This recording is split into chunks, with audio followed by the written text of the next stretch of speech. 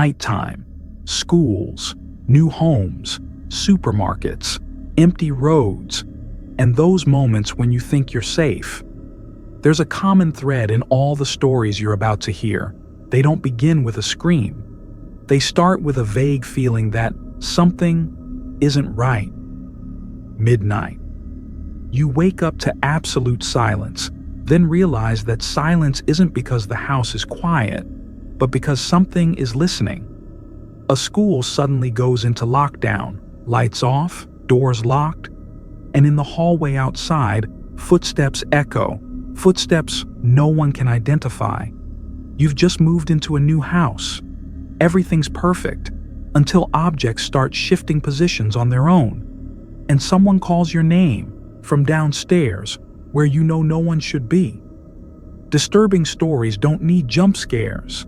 They only require someone staring at you a bit too long, a door left slightly ajar, or a car that stops when you're hitchhiking on a deserted road.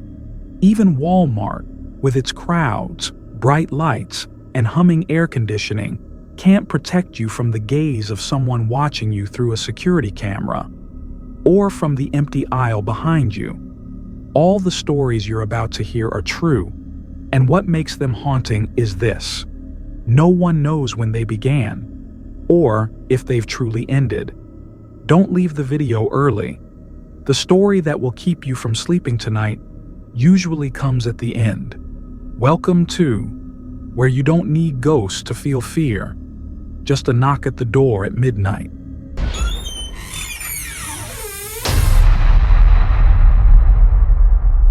Walter Dean wasn't the kind of man easily disturbed by loneliness.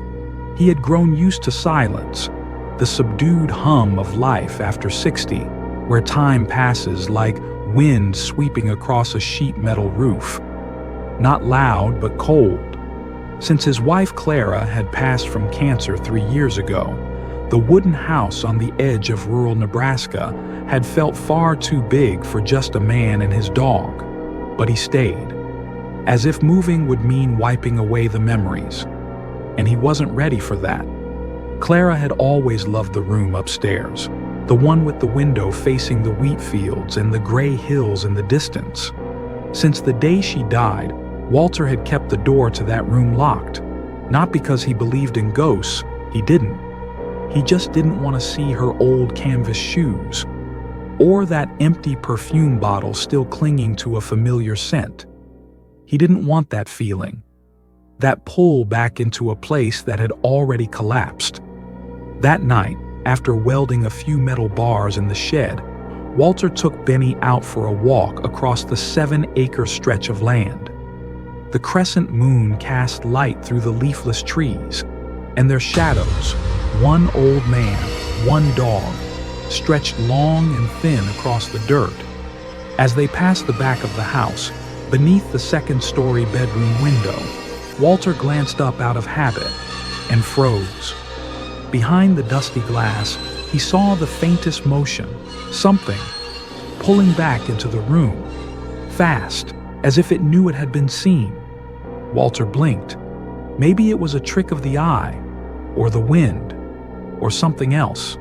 He stood there a long time, his heart thudding in his chest like a slow, steady hammer. Benny remained still, too, eyes fixed on the window, letting out a low, uneasy growl. Soft, but enough to raise the hairs on the back of the neck. And in that moment, Walter knew. That night, something had looked back at him, from the room he swore he'd never step into again. Walter woke at 3:12 a.m. to the low, steady, persistent growl from Benny.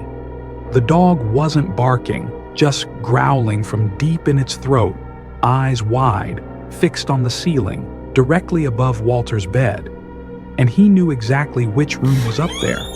He sat up, his back drenched in cold sweat, even though the wood stove downstairs was still glowing red. The old wooden house creaked with familiar sounds, the wind hissing through door gaps. The soft cracking of the ceiling expands with the change in temperature. But beneath those noises, there was something else. Footsteps, uneven, unhurried, but unmistakable, right above him. Walter froze for a few seconds, then turned toward the hunting rifle tucked beneath his bed, a habit since the night he'd seen that figure in the window.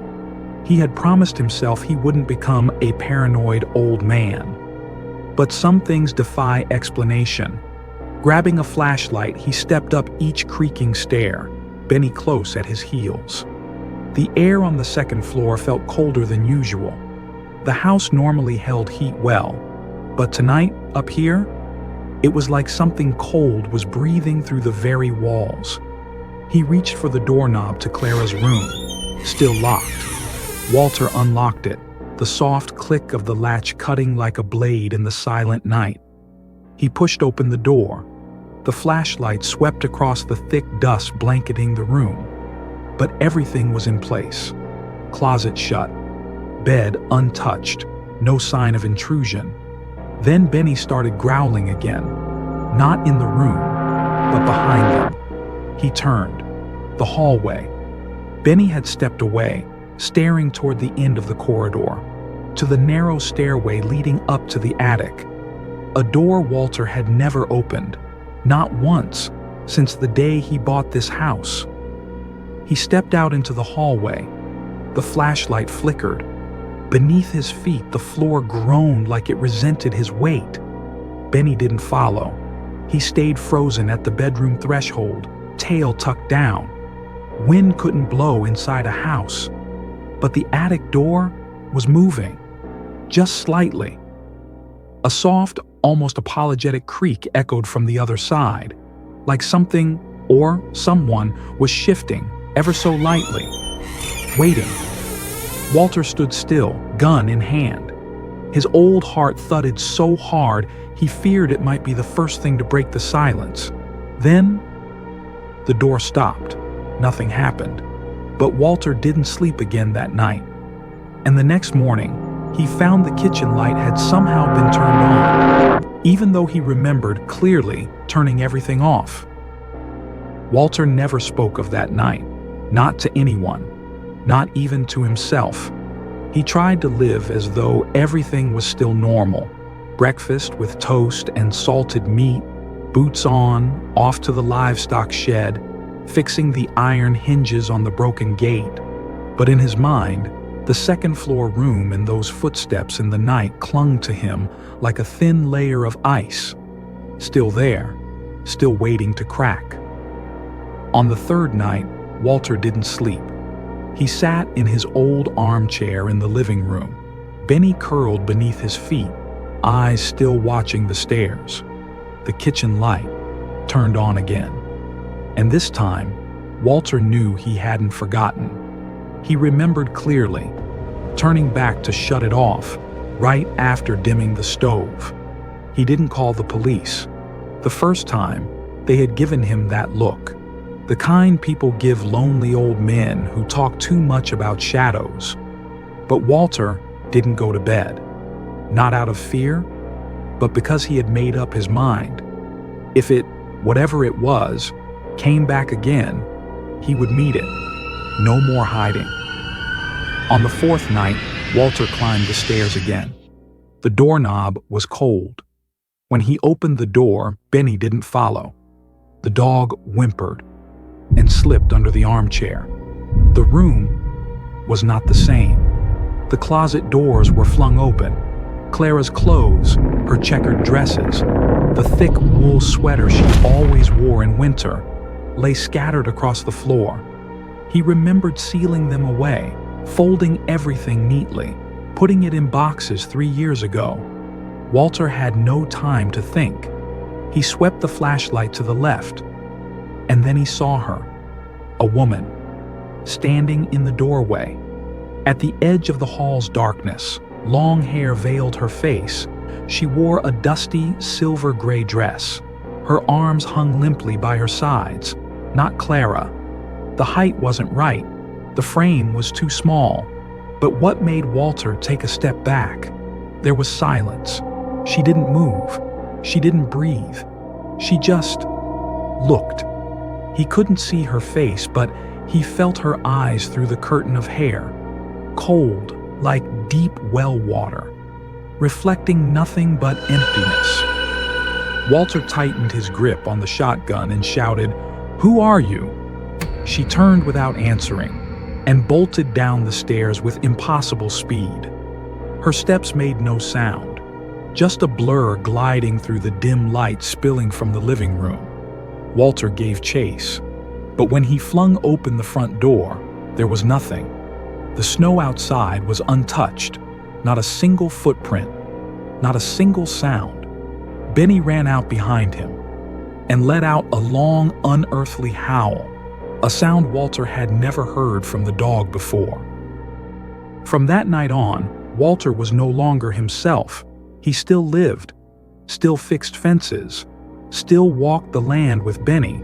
But now, every door in the house was locked tight each evening. The kitchen light was unplugged from the socket, and the shotgun stayed beside the armchair, not out of habit but instinct.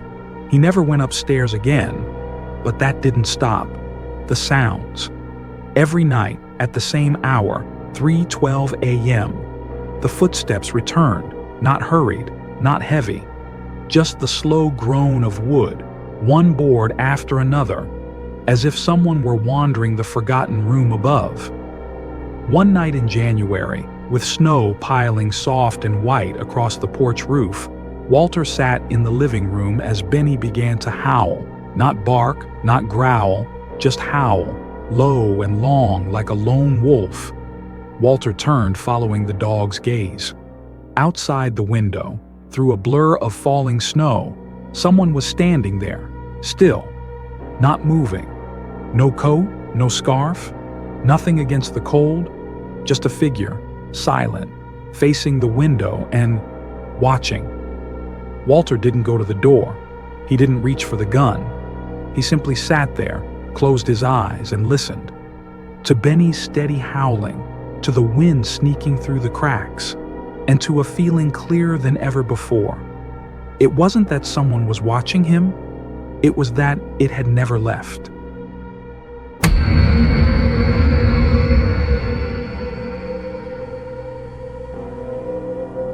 Caleb Mason wasn't the kind of person afraid of the dark. Working the night shift for a wedding services company had turned the hours from midnight to dawn into something familiar, like the background music in a grocery store. Always there, barely noticed. He'd driven through the night from state to state more times than he could count, armed with nothing but a cup of lukewarm coffee and the dry, monotone voice of AM radio. But that night, something felt off, just slightly. It was around 2 a.m. Caleb was heading home from a wedding far out of town. His body was drained, his heart jittering from caffeine. Yet his mind was strangely sharp, like he was waiting for something that hadn't arrived yet. Not ready to go home just yet, he veered off the highway and pulled into a McDonald's near the exit. Not because he was hungry, but because of some unnameable pull. A yellow light flickered dimly above the awning. The drive-through window was still open. Caleb rolled down his window, placed his order, and glanced around while waiting. That's when he saw it. An old Chevrolet Impala, bronze-colored, with peeling paint like sunburned skin. It was parked in the farthest, darkest corner of the lot, just beyond the reach of the streetlights. Its windows were black, like empty eye sockets. No lights, no movement. But Caleb felt something inside that car, watching. He flicked his eyes back to the menu board, as if it could somehow protect him. The Chevrolet didn't move, didn't idle, didn't puff any smoke from the exhaust. It just existed there, as if it had always been there before he arrived, and would still be there long after he left. When the drive-through clerk handed him the food bag, Caleb didn't look back at the car, but in the rearview mirror, he caught the faint reflection of the Chevrolet's emblem, and it shimmered like a half-shut eye, just closing. Caleb drove out of the McDonald's, his hands gripping the steering wheel as if the asphalt might suddenly crack open beneath his tires. He didn't want to go home, not because it wasn't safe, but because the house was too quiet at night. Thin walls, his mother's old recliner, and that wall clock ticking over and over like a reminder, you're alone. He turned onto a side road that led up a hill. It didn't have a name, just a weathered wooden sign that read, Scenic Overlook.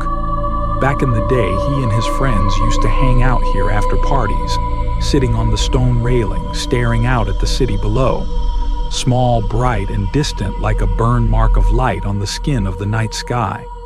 The lot was empty. The wind up on the hill was stronger, rattling the car with each gust. Caleb cut the engine but didn't get out. He just sat there, opened the paper bag, bit into a cold French fry. His eyes were fixed on the windshield. Less than a minute later, headlights flared in the distance. A car was turning off the main road, the bronze Chevrolet. Caleb didn't move. His back went rigid. The car rolled into the lot, slow and deliberate, like a shark circling a school of fish. Then it stopped, about 20 meters away, right at the edge. The same spot it had been at the McDonald's.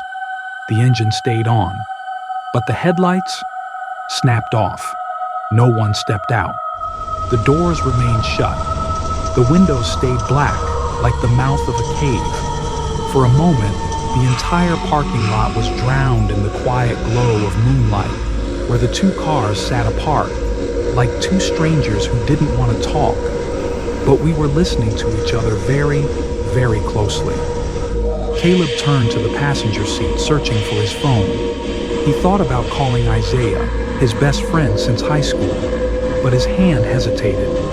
What would he say? That a car parked nearby? No, not parked nearby. It was showing up twice, same time, same place, for no reason. Caleb unlocked his phone. His finger hovered over the contacts list. Then the Chevrolet flashed its headlights once, a single blink, like an eye. Caleb shuddered. He pressed call. Hello? Isaiah's voice came through, groggy. Caleb glanced toward the car. You busy? He said, voice tight. I need someone to go for a drive with me. Isaiah arrived less than 10 minutes after the call. His old pickup truck growled as it turned into the lot, headlights cutting through the low fog hovering above the ground. Caleb exhaled, relieved. The bronze Chevrolet was still there, unmoving in the dark. No reaction, no motion, like an animal playing dead. What's going on? Isaiah stepped out of the truck, eyes half-lidded but alert. Caleb pointed toward the bronze car. Isaiah squinted. Same one from McDonald's? Caleb nodded. I'm sure of it. They decided to walk up to the lookout point, the stone railing that overlooked the glowing valley below. The wind slid through the pines, sharp enough to sting their fingers. As they climbed the path, they kept glancing back at the parking lot. The Chevrolet still didn't move, until they were just about out of sight. In a blink, the car's interior lights flicked on. All four doors opened at once. 4 men stepped out, tall and short, each one different, not a word between them. They stood for a moment, like soldiers silently taking attendance. Then 3 of them began walking up the trail toward the overlook. Isaiah clenched his fists. Caleb didn't move. 4 guys, but only 3 coming up. The lead man wore a torn denim jacket and a hood pulled over his head. He gave a smile, not a friendly one. A smile meant for animals cornered in the woods. He held out a rolled cigarette. Want a smoke? Caleb shook his head. I'm good. Good's good, the man said. His voice was gravel-soaked in ice. The conversation unfolded strangely. Questions with no purpose, no context. Then the hooded one asked, You boys hit McDonald's late at night a lot? Caleb raised his head, steady. Sometimes. What about you guys? Thought I saw your car there. The The smile vanished. The second man, smaller, wiry, stopped chewing his gum and stared coldly. The third shrugged, glancing over Caleb's shoulder. No one answered. The air locked up, heavy, still. Caleb swallowed. He had made a mistake.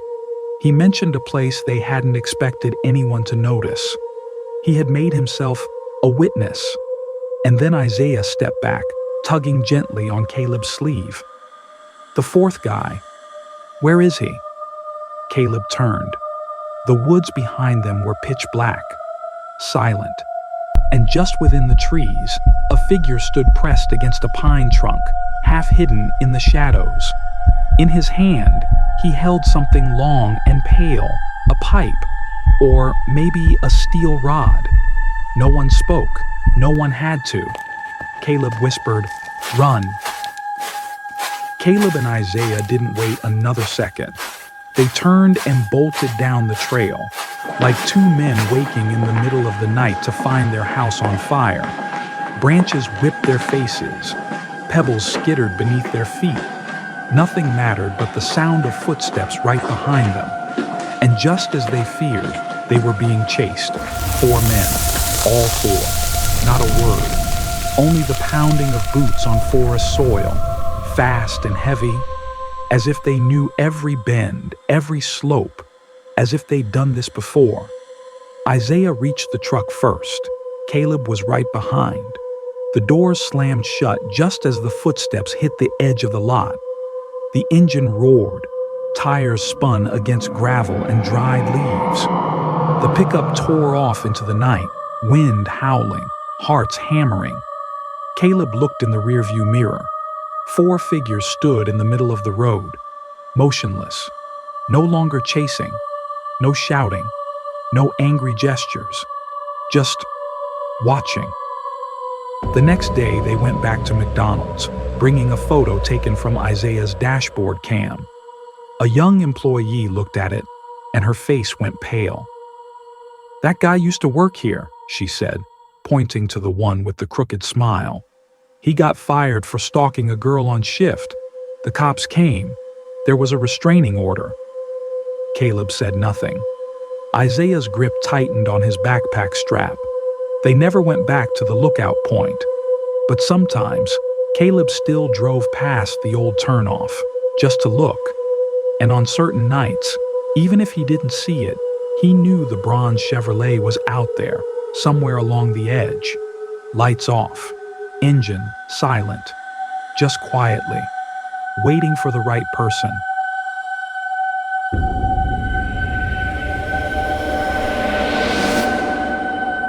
There are some autumns in Ardmore, Pennsylvania, that seem to never end. Red leaves linger on the ground for weeks, as if the whole town is stuck in a tired moment, waiting for snow that never comes. And in that stillness, teenagers begin looking for something to kill time, or at least to prove the town still had something worth being afraid of. Eli, Maxine, Jonah, Laura, Drew, and Nora, 6 friends since 7th grade, now older with their own cars and new phones, but still addicted to sneaking into places people warned them not to. Abandoned houses, collapsed bridges, and most recently, an old church at 198 Elmwood Avenue. Jonah was the first to bring it up on a Friday night, as they all sat in the bed of Eli's pickup truck, sipping soda and talking about things none of them would remember the next morning. "I heard that church got shut down because someone died in the basement. Probably closed because of mold," Maxine shot back, "or rats the size of cats." Whatever the reason, by Sunday night, they were there. They climbed over the rusted fence, their flashlights flickering like the breath of someone sick. The church was tall, narrow, and yellowed like a smoker's tooth. No sign. The front door was chained shut with rusted links, but Jonah already knew a side window was still loose. He'd been inside before, once, not long, and ever since then, he hadn't slept right. "There's something in the basement," Jonah whispered. "You won't see it." but it can hear you." The group slipped through the window like kids sneaking into some place they weren't supposed to be. Only this time, no one was joking around. Inside, it was pitch black. And the cold. It wasn't the crisp chill of autumn. It was a thick cold, like a well beneath the floorboards was pulling every drop of warmth from the air, inch by inch. The church floor had been completely ripped out. The wooden planks were gone, leaving only bare, raw earth, black and uneven, like stripped animal skin. At the center was a wide hole with concrete steps leading down. Strange and completely out of place in an old-style church. "This wasn't here before," Jonah murmured, uncertain. "What do you mean, wasn't?" Eli asked. "You've been down there?" Jonah shook his head. "I only stood at the edge. It used to be covered with metal mesh. Now it's gone." No one said anything else. They looked at one another. 6 friends, 3 boys, 3 girls, and the hole beneath them, breathing like a living thing. Finally, Eli switched on his big flashlight and stepped down first. Maxine and Drew followed. The other 3, Lara, Nora, and Jonah, stayed at the edge. "Not coming?" Maxine called up.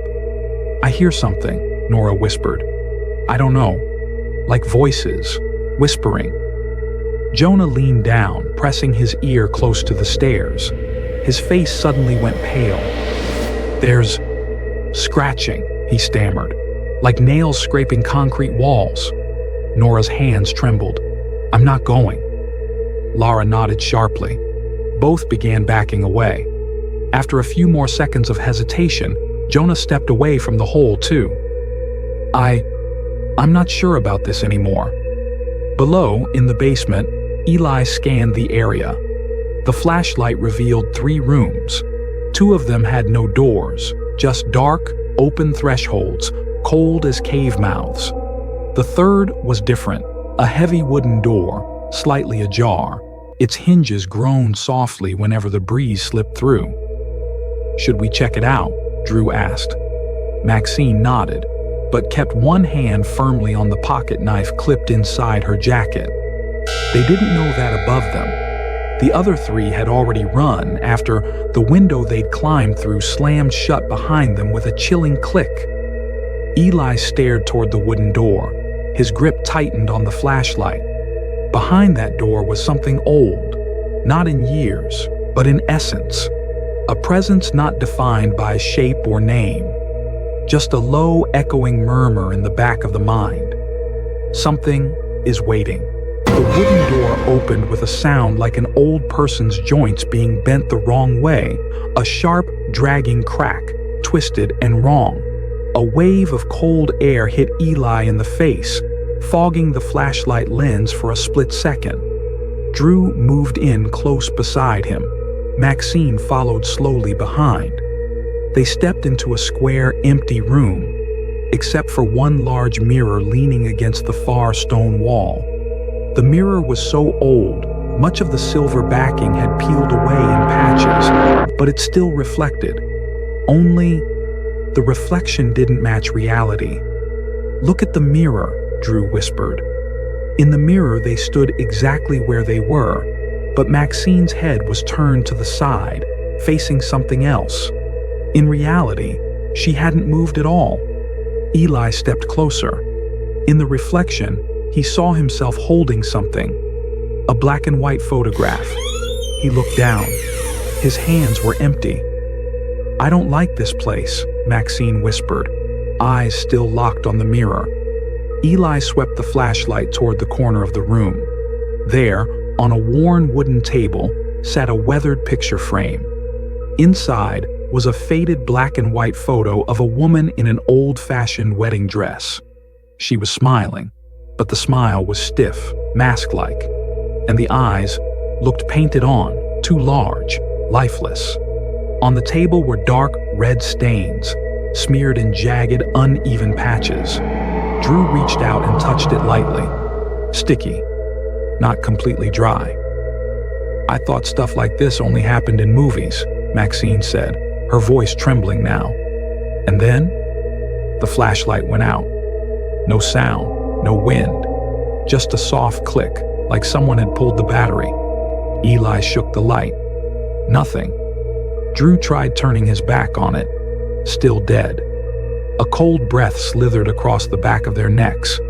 Then, very soft footsteps from the hallway. They stopped, right outside the door. All three held their breath. "We shouldn't be here," Maxine whispered. Suddenly, from the next room, the one they had just left, a loud crash, like a wooden table collapsing, followed by a cascade of shattering glass and debris. They spun around. In the mirror, 4 people. All 3 stared at each other. There was no one else in the room. Eli didn't scream. None of them did. The panic came like a blast of frigid wind, propelling them out of the room as if some invisible hand had shoved them. They bolted through the hallway, scrambling up the damp staircase. The darkness behind them felt heavier, as if it was chasing. Maxine fell once, her knee scraped and bleeding, but no one stopped. As they neared the small window, the only way out, the faint glow of the street lamp outside looked like salvation. Drew climbed out first, reaching back to pull Maxine through, then Eli. No one said a word, just gasps for air, just the pounding of their hearts in their ears. They sprinted toward the car, where the other 3 were standing in stunned silence, Lara and Nora pale as paper. Jonah was unable to speak. "The window. It closed by itself," Nora stammered. "We heard something behind us." "Get in," Eli said flatly. "Now." No one argued. Years later, the church at 198 Elmwood was torn down. They said the soil was contaminated. The foundation is unsafe. That was the official reason. Eli is 29 now. He doesn't talk about that night much. He's lost touch with the group, all except for one message Maxine sent once at 3 a.m. I saw it, in the bathroom mirror. There were 4 of them. Eli never replied. He still keeps that message, as a reminder, as a warning. Because in every dream lately, he finds himself back in that church, standing before the cracked mirror. And every time, the 4th figure, the one no one remembers clearly, is standing just a little bit closer.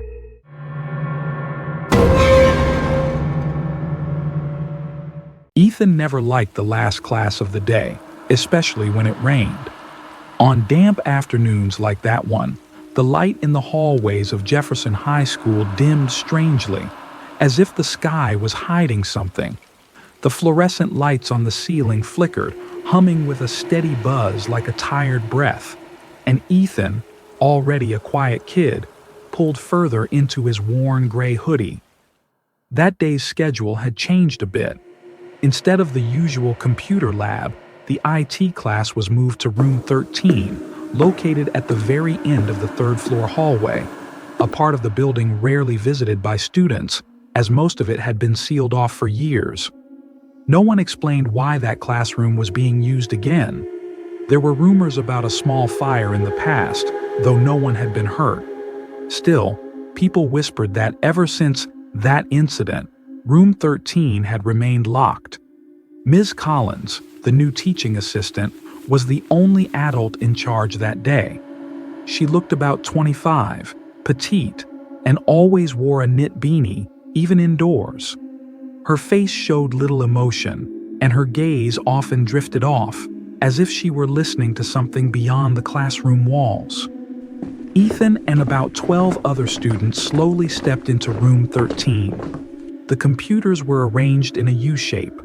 The windows had been covered with frosted paper, and the light was so dim it was hard to tell if it was still afternoon or already dusk. Ethan was about to sit in his usual spot at the back of the room when the door behind him closed slowly without anyone touching it. There was only one sound, clack, dry and heavy, echoing like a full stop, and everything began from there. The class began in silence. Not the usual silence of a sleepy classroom, but an uneasy stillness, as if the room itself were holding its breath. Ms. Collins didn't take attendance. She just stood beside the teacher's desk, eyes fixed on the computer screen in front of her, hand resting on the mouse, but not clicking anything. On the whiteboard behind her, there were no notes, no assignments, no materials. Only one small line written in dried red marker: "Don't open the door." Ethan raised his hand to ask something, but dropped it. He realized everyone else around him felt the same. No one spoke, as if their voices might shatter whatever fragile tension was hanging in the air. About 15 minutes later, the school intercom suddenly came on. "The entire school is under lockdown. All students and staff, remain where you are. Do not leave the room. Do not open the door. Repeating." The announcement was flat, emotionless. There were no alarm sirens, no police, no hurried footsteps outside in the hallway. Just the sound of wind tapping against the window panes. A girl named Chloe raised her phone. No signal. The Wi-Fi had vanished. Every computer in the room had lost connection. They were still powered on, screens lit, but no one was controlling them. And then, simultaneously, each screen displayed the same line: "Room 13 is initializing," followed by a spinning loading icon beneath it. Ms. Collins finally spoke, her voice low and hoarse. "Turn off the computers, cover the windows, don't answer if someone calls your name." No one asked why. Ethan turned to Logan to say something, but Logan was staring out the window, eyes wide. "Someone's standing out there," Logan said. The entire class turned in unison, but they saw nothing. Chloe, trembling, asked, Is this a drill?" Ms. Collins didn't respond. She walked to the door and locked it again, even though it had already been bolted. Then, with the same red marker, she wrote on the wall next to the board, "It's back." A chill ran down Ethan's spine, not from the cold, but because in the dim, flickering light, he saw a reflection on the dark screen of the computer in front of him. A tall figure, standing behind Logan, leaning close to his ear, as if whispering something. But when Ethan turned around, there was no one there, and he started to feel it.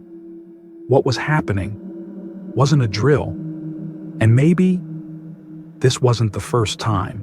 The wall clock in the room seemed to have stopped. No one could tell how much time had passed since the intercom had first come on.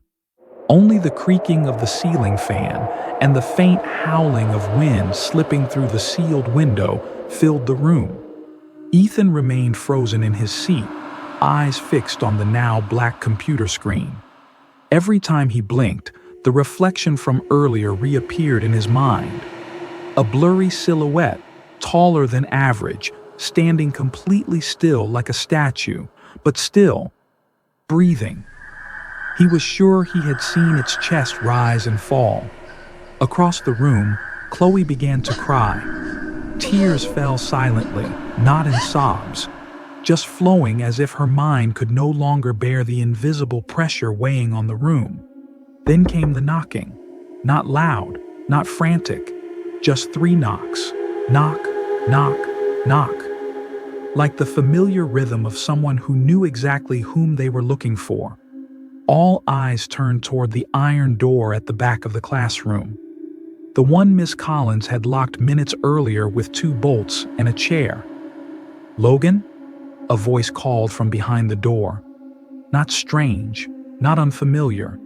In fact, painfully familiar. It was Logan's mother's voice, gentle, quiet, like she was trying to calm him down. Logan shot up. "Mom?" he stammered. Miss Collins rushed over and grabbed his arm. "That's not your mom," she said, her voice dropping low. "It's using your memories." Logan pulled away, like he was in a trance. He walked toward the door. Ethan felt his heart tighten. No one had time to stop him. Logan undid the first lock, then the second. As he gently pulled the door open, a gust of cold air rushed in, as if something had been waiting just outside. There was no one in the hallway, just a dim, murky stretch of darkness and a shadow. Logan suddenly froze. His whole body trembled.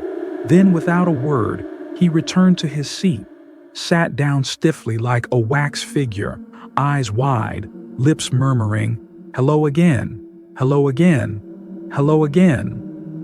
The students looked at one another. No one dared to breathe loudly. Chloe collapsed, her head hitting the desk with a dry thud. Miss Collins's hands shook as she pulled a stack of old yellowed papers from her coat pocket and spread them across the teacher's desk. They were student lists from 2008. Ethan scanned the names. None were familiar. But then one name made his blood run cold. Logan Everett, grade 10A, missing since March 4th, 2008, last seen at room 13. Ethan turned to look at Logan. He was still mumbling, but this time, it was no longer Logan's voice. The entire class fell silent. Logan, or whatever had taken his shape, sat motionless in his chair, his mouth still murmuring that strange phrase. But now the voice had become deep and hollow, like that of a grown man who had been dead for years. Miss Collins pulled the chair back to block the door again, her hands trembling. She could no longer maintain the calm, cold demeanor she had earlier. The stack of papers in her hands slipped and scattered across the floor. Names, birth years, disappearance dates, children who had once been mentioned, then vanished, from school records and from the memories of adults. Ethan turned to look at Chloe. She was still lying there, but her eyes were wide open, unblinking, unresponsive. The wind returned, not from the window, but from the computer screens. Every machine in the room suddenly turned back on. No one had touched them, and on each screen, a line of text scrolled continuously. Room 13, connection established. A final buzzing came through the school intercom. Lockdown protocol ended. Jefferson High, thanks you for your cooperation. The lights turned on. Every strange sound vanished, as if they had never existed. The classroom door opened. This time it was the principal, flanked by 2 security guards, all wearing confused expressions. "What are you all doing here? This room has been locked for nearly a month. Who gave you permission to enter?" Ethan stood up. He couldn't say a word. Logan was no longer in the room. Ms. Collins was gone too. No one remembered how they even got into the room. 2 weeks later, Ethan returned to the hallway on the 3rd floor. Room 13 had its nameplate removed, its entrances sealed with thick, nailed wooden boards. But through the glass window of the classroom next door, one computer remained on. On its screen, faint words appeared. "Welcome back, Ethan."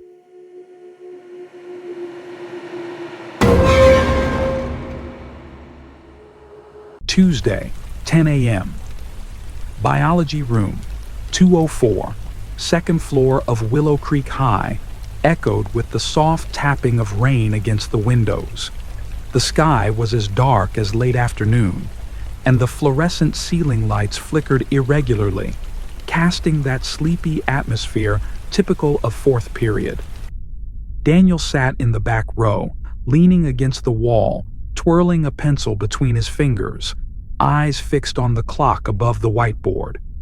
The second hand moved sluggishly, as if being dragged back by something unseen. 10:12. 8 more minutes until lunch. He was counting every one of them. Mr. Carlyle was lecturing about enzymes and catalytic reactions, a topic universally hated. Emma, Daniel's desk partner, was doodling in the corner of her notebook. He, meanwhile, quietly observed the classroom through the reflection in the window glass. Everything looked normal. At least, it did. Right as the minute hand ticked over to the 14, a voice blared from the intercom, slicing through the quiet. Emergency. The school is now under lockdown. This is not a drill. Lock the doors. Turn off the lights. Take cover immediately. For a moment, no one reacted. A few students chuckled, thinking it was a prank. But Mr. Carlyle's eyes said otherwise. He slammed his pen down, rushed to the door, locked it, pulled the curtains shut, and signaled for silence. Without saying a single word, Daniel turned his head for one last look down the hallway, just as the curtain dropped. At the far end, near the stairwell exit, someone was standing there. The face was indistinct. They wore a dark hood. In one hand, they held a long black metallic object, like a spear, but twisted, malformed, not shaped like any normal weapon. Daniel didn't know who or what it was, but he knew one thing. Something had gotten inside, and it was looking for someone. In this school, room 204 went dark in an instant. Mr. Carlyle had turned off all the lights and instructed the class to duck down, away from the windows and the door. He whispered, "No talking. Turn off your phones." Any sound could put the whole class in danger. The rain kept falling steadily, but now each droplet tapping the window sounded like a soft knock against the heart. Daniel lay flat behind his desk, his heart pounding so hard it hurt his chest. His phone was in his jacket pocket. He slid his finger across the screen, trying to unlock it and text his mom, but there was no signal. He tried the school's Wi-Fi, completely disconnected. Across the room, a boy named Jason whispered, "I just texted my cousin. He's in room 301. He said he saw someone in a long black cloak walk past the library. Couldn't see their face. Holding something like a spear. When it passed the camera, the screen glitched out." Emma, lying next to Daniel, gripped his hand. Her hand was ice cold. From out in the hallway came a strange sound. Not footsteps, but a scraping, like metal dragging lightly across tile. Slow, drawn out. Another student, Tyler, tried to calm himself, whispering, "It's probably just the police patrolling." But then, the intercom flared back on. This time, the sound was distorted, like interference was breaking through. "Warning, warning, unidentified subject, armed with a bladed weapon. Do not engage, do not communicate." A long, drawn-out static hissed, then silence. Everyone held their breath. The classroom door trembled slightly. No one touched it. Daniel turned toward the window.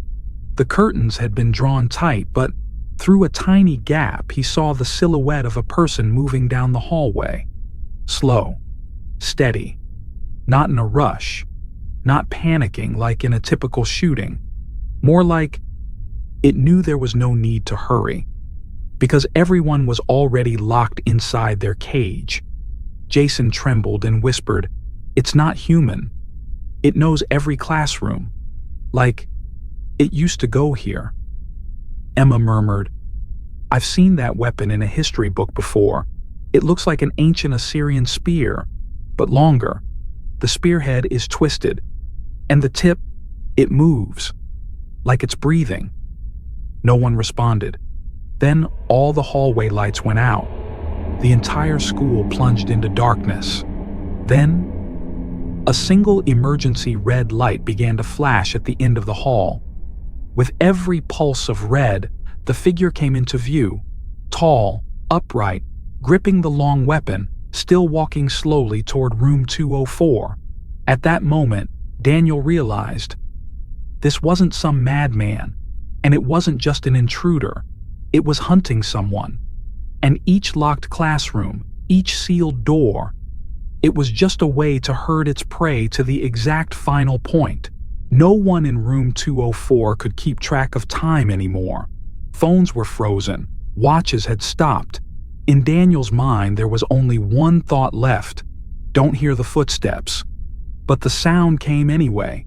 Dragging, slow, scraping against the floor like metal claws on tile. Uneven, rhythmless, just slithering forward.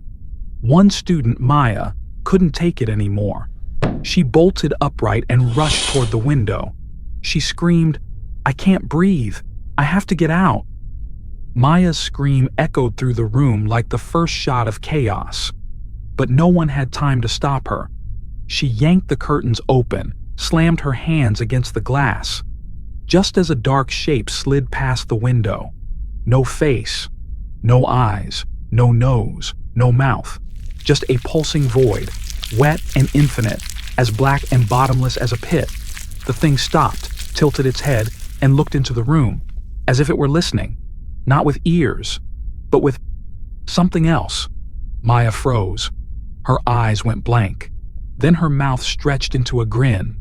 A second later, her body collapsed, like her spine had been sucked out. She crumpled to the floor, motionless. No one in the class screamed, not because they were brave, but because no sound could escape their throats. They understood now. The thing in the hallway didn't need to know your name. It only needed your attention. Mr. Carlyle was no longer a teacher. He slumped to the ground, head bowed, muttering, "I saw it once. In 1999, when I was a student here, someone from my class vanished. No one talked about it. No memorial. No report. It was like he never existed." Daniel swallowed hard. Outside, the red emergency light still blinked. But the shadow was gone. It had stopped. No one knew exactly when, but they all felt it. The thing was standing right outside their classroom. And this time, it didn't need to call anyone's name. The door of classroom 204 trembled again. No banging, no turning of the handle. Just a soft vibration, as if someone were pressing their face against the door from the outside. No one dared to breathe too loudly. Daniel held Emma's hand tightly. Her hand was ice cold. So cold, it no longer felt like a human hand. When Daniel glanced over, Emma wasn't looking at him anymore. She stared into empty space, eyes wide, as if listening to a voice that no one else could hear. Then the lights came back on, not the red emergency lights. The entire building's electrical system lit up brightly. The fire alarm wailed, its shrill cry ripping through the hellish silence that had just filled the room. A voice echoed from the intercom. "Lockdown over. The school is now secure. Authorities are checking each classroom." Mr. Carlyle exhaled, like a man surfacing from underwater. He rushed to the door. It was no longer locked. The hallway was empty, clean, no blood, no trace of it. Teachers began guiding students into the hallway for attendance. Everything seemed to return to normal, until a school supervisor asked, "How many students were originally in this class?" Daniel said nothing. He glanced around. Maya was gone. Kevin had vanished too. No one in the class remembered who they were. No names on the roster. No empty desks. Daniel felt his head spinning. For a moment, he doubted his own memory. But then he felt something pressing against his hand inside his jacket pocket. He pulled it out, a shard of black metal, ice cold, sharp as a spearhead, twisted with a spiral groove, still stained with dried blood. Etched onto its surface, in letters as if carved from the inside out, "You have seen me. Now I no longer need a face."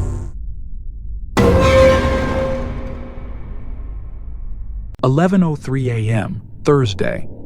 U.S. History class, room 207, second floor, west wing of Green Valley High School.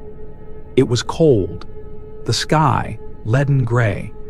A thin layer of snow covered the football field outside. Inside the classroom, Mr. Anders was lecturing about the 9/11 attacks, his voice just loud enough to drown out the hum of the heating system. A school day like any other, slow, long, and dull. Riley sat in the second-to-last row near the window. He was jotting down key points in his notebook when the intercom alarm suddenly blared. No warning chime, no let-in beep. Just the cold, mechanical voice of the PA system. Code Silver, lockdown immediately. This is not a drill. No one in the class laughed or cracked a joke. Everyone froze like statues. Mr. Anders reacted almost instantly. He dropped his book, rushed to bolt the door, turned off the lights, and signaled the class to get down. Riley and the other students ducked under their desks. No one spoke. A few students trembled so hard they made noise. Outside in the hallway, it was eerily silent. No running, no shouting, not a single sound to suggest anyone was coming to help. Quietly, Riley lifted his head, peeking through a narrow gap in the window blinds. The hallway light was pale and dim, and there, right in the center of that faded light, stood a figure. He wore a black hoodie, tall and thin. But what sent ice down Riley's spine was the mask. Smooth, white-gray. No eyes, no mouth, just a featureless, soulless oval. In his hand, he gripped something made of black wood, as long as a baseball bat, but its head was wrapped in rusted barbed wire, stained with blood. Riley ducked back down immediately, his heart pounding like a drum inside his chest. He didn't know who that was, didn't know what he wanted. He only knew one thing. No one had locked the doors from inside, and that person had already made it onto school grounds. Room 2. 07 was swallowed by silence. No one spoke, no one moved. Riley lay flat beneath his desk, cheek pressed against the freezing tile floor. He could hear Harper breathing fast across the room. She had only transferred to the school a month ago, small, quiet, always carrying a sketchbook. Now its pages were trembling in her hands, making a faint rustling sound that was somehow deeply unnerving. Tanner, Riley's seatmate, slowly pulled out his phone, swiping gently, trying to send a message. No signal. The school Wi-Fi had been completely cut. No service blinked on the screen like a useless repeating warning. "We need to know what's happening," Tanner whispered. He plugged in his earbuds, opened the camera, and carefully slipped the phone toward the edge of the window, angling it into the narrow slit between the curtains. The screen lit up, showing a blurry image. Someone was standing outside the classroom across the hall. They weren't moving, just standing there, head tilted slightly, as if listening through the wooden door. Black hoodie, white mask, crude weapon, barbed wire twisted around a thick club, like some improvised relic of torture. Not a gun, not a knife, but something was made to inflict slow, deliberate pain. Suddenly, the figure turned its head directly toward the camera. Impossible. There were no eyes, no facial expression, but both Riley and Tanner felt it. He knew they were watching. Tanner yanked the phone back, panicked, hands shaking, speechless. At that exact moment, all the lights in the West Wing hallway went out. Only the red emergency lights began to blink, and then from a distance, a deep knock echoed. Not fast, not frantic, as if the person outside knew exactly the rhythm and timing of fear. Riley curled up, trying not to think, but he couldn't stop. He remembered a rumor, a message that had spread among students weeks ago, quickly deleted afterward, about a man in a mask caught briefly on a security camera near the school's back lot. But the guards never found anyone. No one believed it. Until today. One student, Liam, whispered, "He's not looking for someone to kill. He's looking for someone who saw him." The classroom door was made of solid wood with a small reinforced glass panel at adult eye level. Normally, it was sturdy enough to withstand heavy impact. But now, Riley began to doubt everything he had ever believed was safe. The next knock came. Closer. No one in the class made a sound. Even Harper's sobs had gone silent. She curled into herself as if trying to disappear. Tanner lay flat near the door, gripping his phone tightly, its screen dark. Bang! This time, it was the classroom next door. Bang! Bang! The sound echoed, steady, rhythmic, as if the thing wasn't knocking, just reminding them, "I'm getting closer." Then it stopped, and room 207's door gently trembled. Not slammed, not pushed, just a soft shake, as if a thick breath were being exhaled right against the edge of the door. Mr. Anders, who had been silent all this time, quietly crawled forward. His back was soaked in sweat. He didn't dare stand. He simply peered up at the small glass window and froze. Riley watched as Mr. Anders pulled back, as if yanked away by something. His face turned pale. He couldn't speak. "Its eyes," he stammered, voice thick and strained. It doesn't have eyes, but it still sees." Suddenly, a sharp cracking sound rang out. A diagonal crack split the small window in the door. No one had touched it. Then, a soft click from the lock. No one moved, but everyone felt it. The bolt was turning, not by hand, not with a key, but as if someone knew how to open it. From the inside, Harper let out a scream, or tried to. It caught in her throat, just a breathless gasp that never became sound. Bang! A violent blow slammed against the door. The entire glass window shattered, sending shards clattering to the floor. But no one dared look through. Tanner, closest to the door, lay frozen, eyes wide, lips trembling. It's not human. It doesn't have a face." A hand reached through the broken window.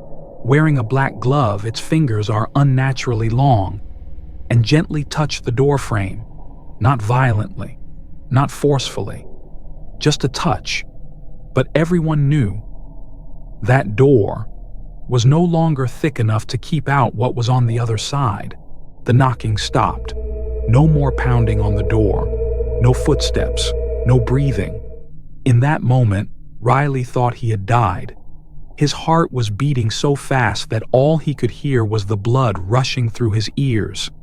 Tanner was trembling, eyes wide, lips clamped so tightly they bled. Harper had passed out in silence, her body curled tightly under the desk. 1 minute passed. 5.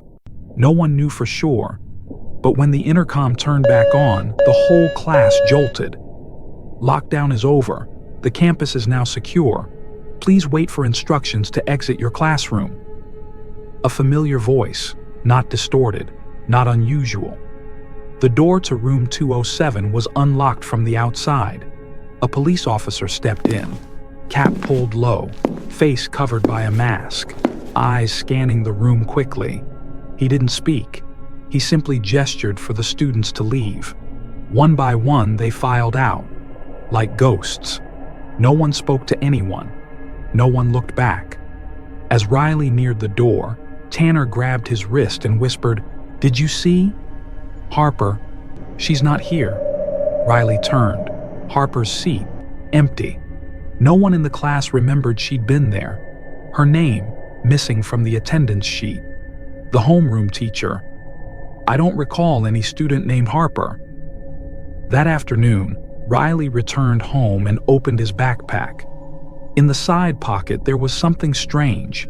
A fragment of a white mask, smooth and featureless, cracked at the upper left corner. On it, scrawled in messy black ink, "Thanks for opening the door."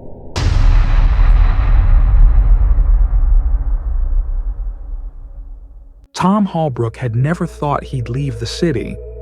But one October day, after a 4-hour Zoom call with 3 bosses, none of whom actually listened to each other, he stood up from his desk, looked out the window of their cramped Boston apartment, and said to his wife, "How about we move away?"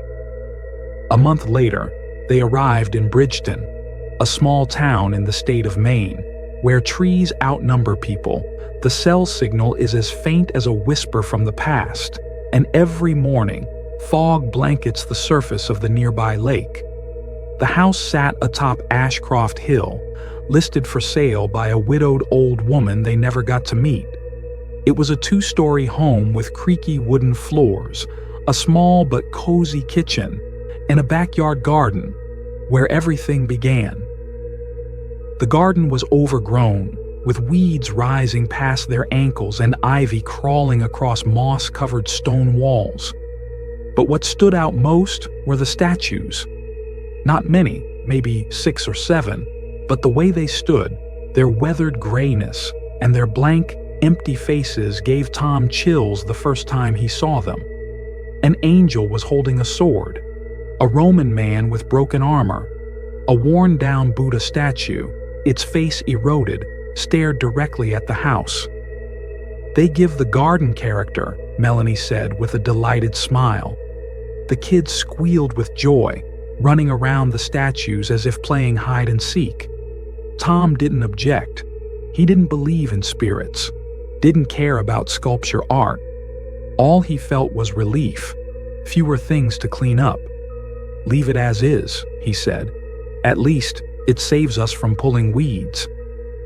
What Tom didn't know at the time was that some things in that garden didn't stay still.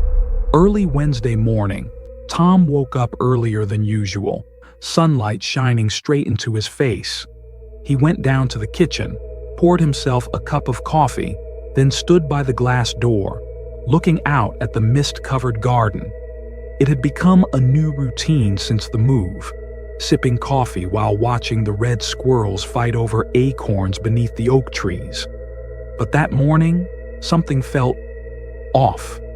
The angel statue, the largest one in the garden, which usually faced the house, was now turned around.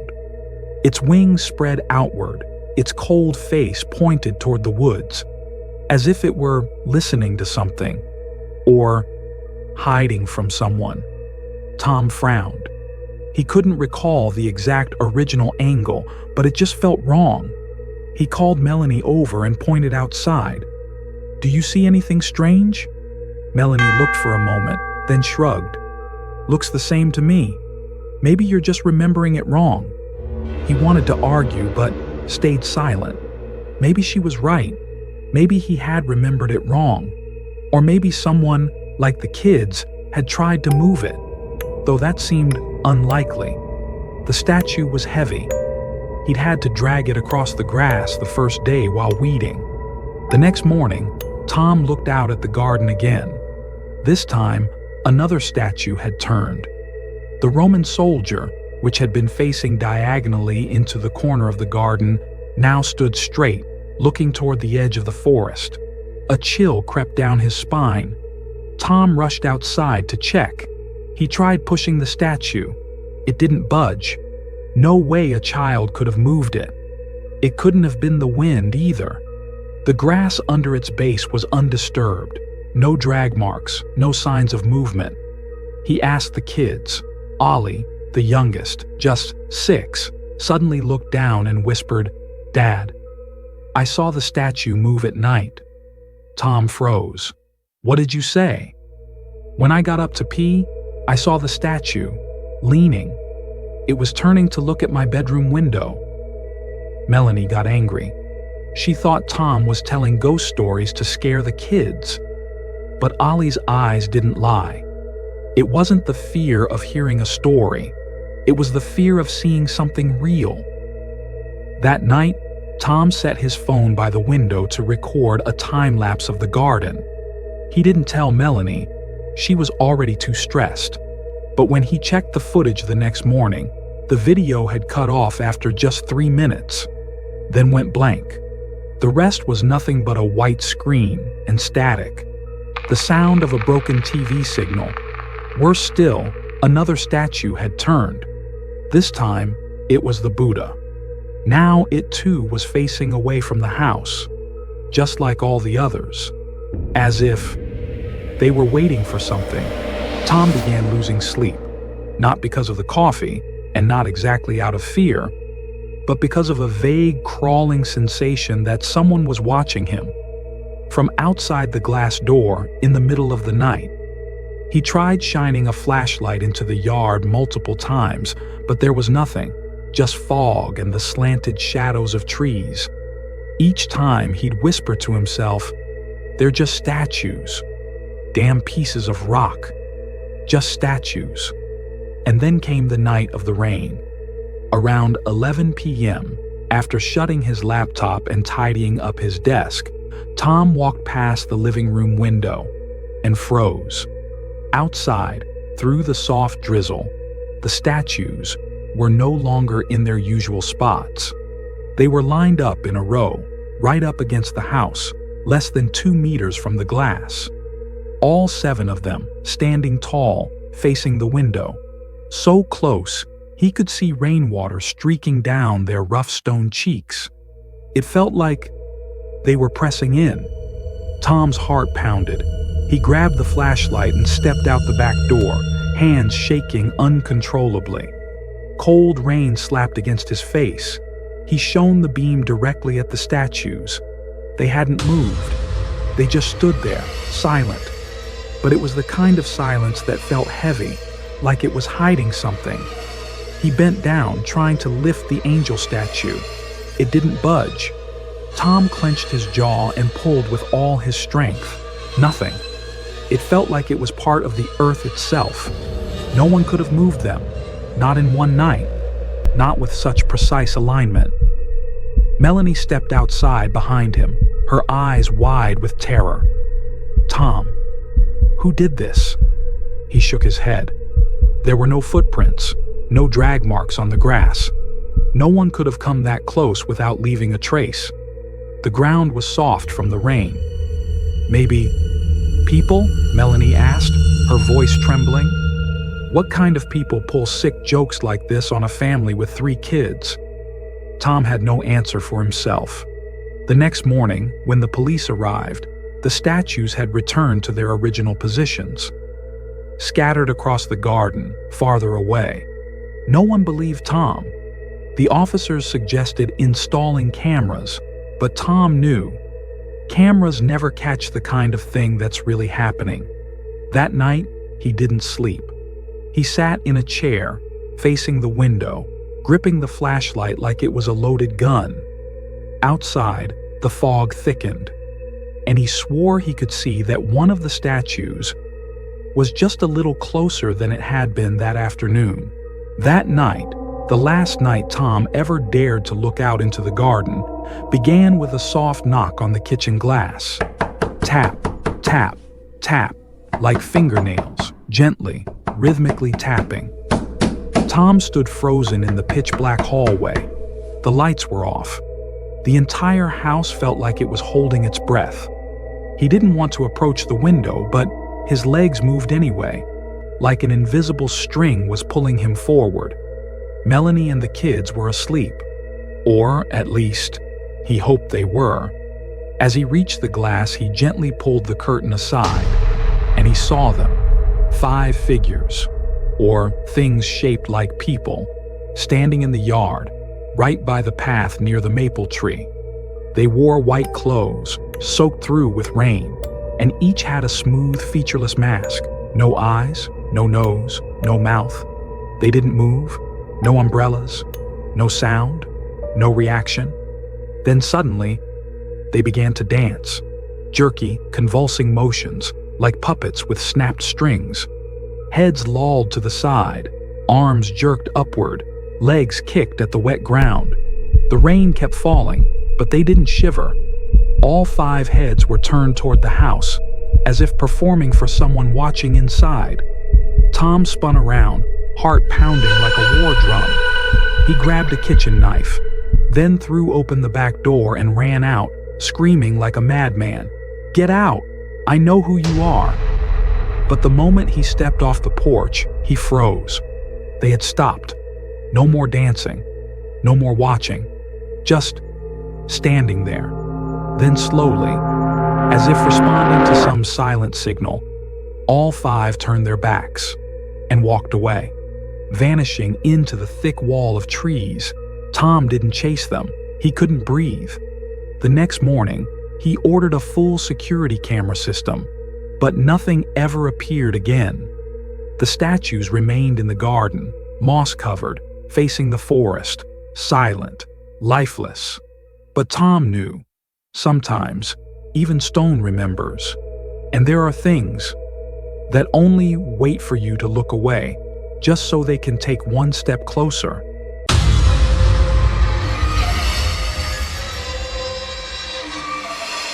Late October in Vermont is the kind of place that makes you forget time exists. The trees shed their yellowing leaves in thick layers across the ground. Cold winds creep through every layer of clothing, and the sky is so gray you can't tell when sunset begins. David Myers sat in his old pickup truck, staring through the fogged windshield at the faded two-story wooden house sitting alone in a clearing. No neighbors, no streetlights, nothing but oak trees and the looming threat of snow. "Too quiet," Claire whispered beside him, but her voice wasn't critical, more like an observation. "It's what we wanted," David replied, forcing a smile. They had just bought the house at a suspiciously low price from a local agent who didn't seem to know where the previous owner had gone.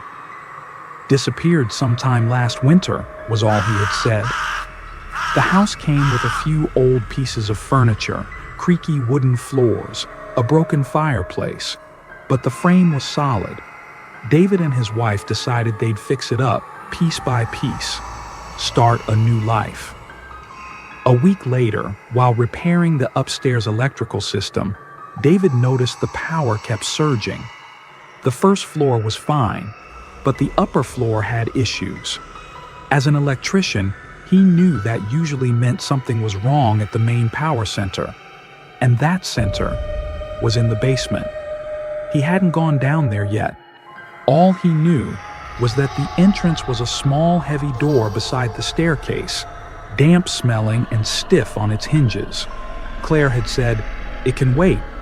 You've got bigger things to fix first." But David wasn't the kind of man who ignored problems.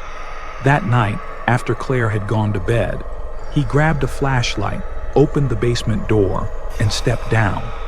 A wave of cold air hit his face, like someone had just sighed right next to his ear. And in the moment, his flashlight swept across the far wall of the basement. David saw it, a large gray metal door. No handle, no nameplate, no markings of any kind, only a long, thin scratch, like a fingernail had dragged itself from the edge of the door all the way down to the concrete floor. David didn't know why his heart was pounding so hard. It wasn't like he'd never seen a steel door before.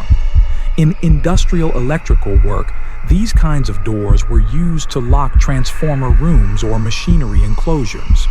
But this door, taller than a man, thick and rough, sat in the middle of a dusty basement with absolutely no reason to be there. He tried pushing it. It didn't budge. No handle, no keyhole, just a slab of steel embedded between three aging concrete walls. The floor beneath it was scratched, as if someone had once tried to drag something out, or had crawled out from inside. He told Claire the next morning. She frowned. Maybe it's a Cold War-era shelter. Vermont had a few of those back in the day. David wanted to believe that. He dug up the ring of old keys the previous owner had left in a kitchen drawer, tried them one by one. None fit. Finally, he called in a locksmith from the next town over. "This isn't a residential lock," the locksmith, a man named Greg, muttered, eyes fixed on the steel hinges. "This is industrial grade, something they'd use for secure storage. You're sure this is just a house?" It took Greg nearly an hour and 3 different tools to finally crack the door open. Inside was a windowless underground room. No musty smell, no cobwebs, just the odor of something alive, sweat, garbage, and something that had just begun to rot. David swept his flashlight across the space. The walls were covered with black and white photographs, old, grainy, and faded. Some of them had been painted over in dried reddish-brown smears, forming twisted symbols. They looked vaguely like Norse runes, but not quite. Could have been fake. Could have been real. In the center of the room sat a wooden chair, facing the wall, as if someone had spent hours, days, just staring into the void. In one corner was a fold-out cot. The blanket was rumpled. The pillow still had traces of hair oil. And on the floor were empty chip bags, plastic water bottles, and grocery bags, all of it recent. "David," Greg said quietly, his voice low. "Someone has been living here." David didn't respond. He was staring at the far wall where a message had been scrawled in black charcoal. "I was here. I am still here." Claire couldn't sleep after David told her the full details about the room. Not because of the strange symbols or the chair facing the wall, but because of the side door. "You said it connects to the basement door inside the house?" David nodded. "A narrow path, rough wooden steps, lead straight into the house. It's that little door near the pantry we've never used." Claire tightened her grip on her cup of tea. "We've been living here for almost 3 months, David. Ever since that night, things inside the house began to shift. Nothing loud, nothing dramatic like in horror movies. Just small things. The scissors moved to the left side of the table, the salt shaker left uncapped, the curtain partially open even though Claire always drew it tightly closed. Benny, their hound who usually slept near the fireplace, began scratching at the bedroom door at 3 a.m., whining softly, ears flat, like someone was standing behind him. Then, one day, David walked into the living room, looked down, and saw dried mud prints, footprints, barefoot, clearly human. Every toe, every cracked patch of skin, leading from the basement stairs into the center of the room, and then vanishing. He cleaned the floor, said nothing to Claire. But that night, Claire had a dream. She jolted awake in the middle of the night, covered in sweat, her face pale. I saw him, in my dream." Her voice trembled. "A man, in a long coat, sitting with his back to me, facing the wall, not moving.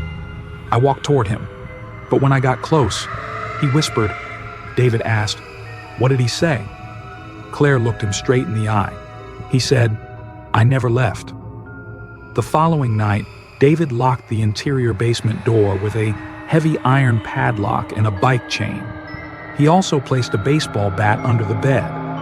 The air in the house grew thicker by the day, heavy, like an invisible layer of dust settling on their skin, in their throats, under the table. Every small sound made them flinch. Then, on a Saturday evening, while Claire was washing her hair, David stood in the kitchen and heard a faint clicking sound from the basement.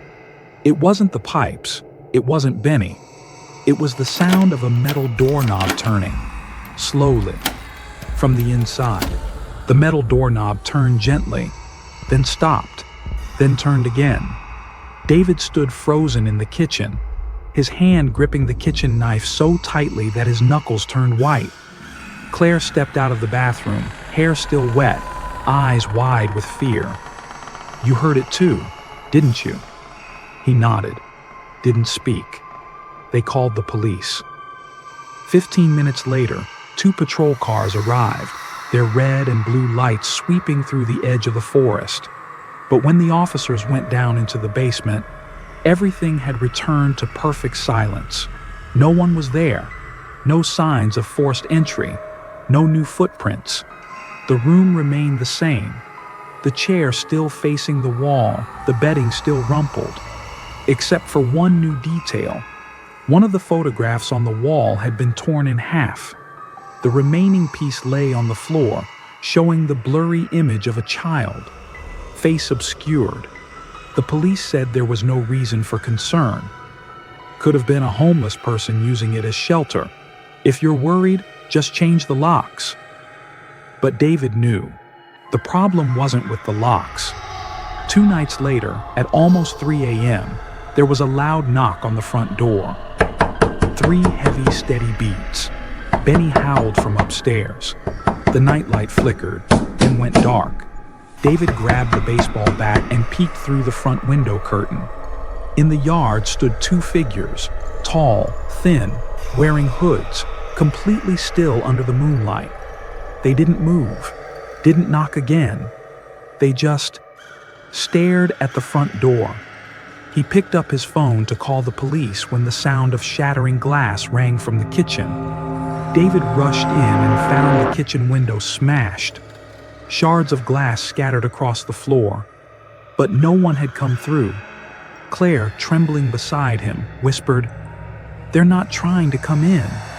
They just want to remind us that they're still here." They moved out 2 weeks later. The house on the hill is back on the market, but no one's buying.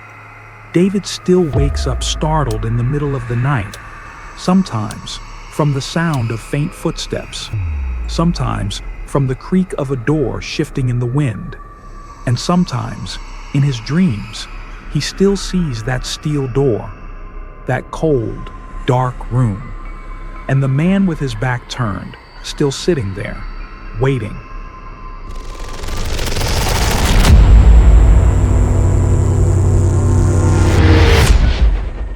Eli Park moved into the third-floor apartment at 1489 Dorchester Street in early March. He had just come out of a long-term relationship and needed a new space to start over. The apartment wasn't big, but it had a small balcony that faced the building across the street, most of which consisted of aging apartments with thick curtains and dead plants long forgotten. At first, he didn't pay much attention. Work in the morning, instant noodles at night, Netflix, and sleep. Except every time he stepped out onto the balcony for a cigarette, something he only dared do once it was dark enough, he always felt watched. The window directly across from his was always shut tight. Thick burgundy curtains hung down to the sill. No lights, no sound. One time, while chatting with the building manager about where to take out the trash, Eli casually asked, "The apartment directly across from my balcony? Does anyone live there?" "Oh, sure," the manager shrugged. "That's Mrs. Priscilla, 70-something. Been there since before I started working here. Doesn't like to talk. Not dangerous, just lonely." Eli nodded, but the uneasy feeling lingered. Until one night, close to midnight, he stepped out onto the balcony. The kitchen light behind him was still on, casting half of his face into the glow. And then, in the darkness of the opposite balcony, the curtain shifted. A thin, bony hand gently pulled back the edge of the fabric. Behind it was the face of an elderly woman, pale, unmoving, eyes wide open, staring straight at him. No blinking, no movement. Even without light, Eli could feel it. She was watching him. He stubbed out his cigarette, stepped back inside, and shut the door. And from that night on, he knew. She had never taken her eyes off him. Eli tried to brush off what had happened that night. He told himself she was just a lonely old woman, probably an insomniac, who had a habit of staring out the window at night, like millions of elderly people do. But somehow, the image of that pale face behind the curtain kept replaying in his mind, a still frame that refused to fade. The next morning, he drew the balcony curtains tighter. But by nightfall, as he passed through the kitchen with the lights on, he saw that gaze again, still there, through the narrow slit in the curtain across. The following day, Eli tried nodding politely toward the balcony. No response. Just that same silent silhouette, tracking his every move. Then things started to get strange. On a Tuesday morning, as Eli left for work, he noticed a folded piece of paper tucked neatly under his welcome mat. No return address. Inside, in neat blue ink, were just a few lines. "I heard you walking around your apartment at 2:13 a.m. Do you always pace like that?" Eli froze on the doorstep. He was certain. He had never told anyone about his habit of walking in circles when he couldn't sleep. 2 days later, another note appeared. I saw you burning something in the ashtray last night. What was it? A photograph of someone? He reported it to building management. Their response was indifferent. She probably just wants to make conversation. She's old. Don't blow it out of proportion.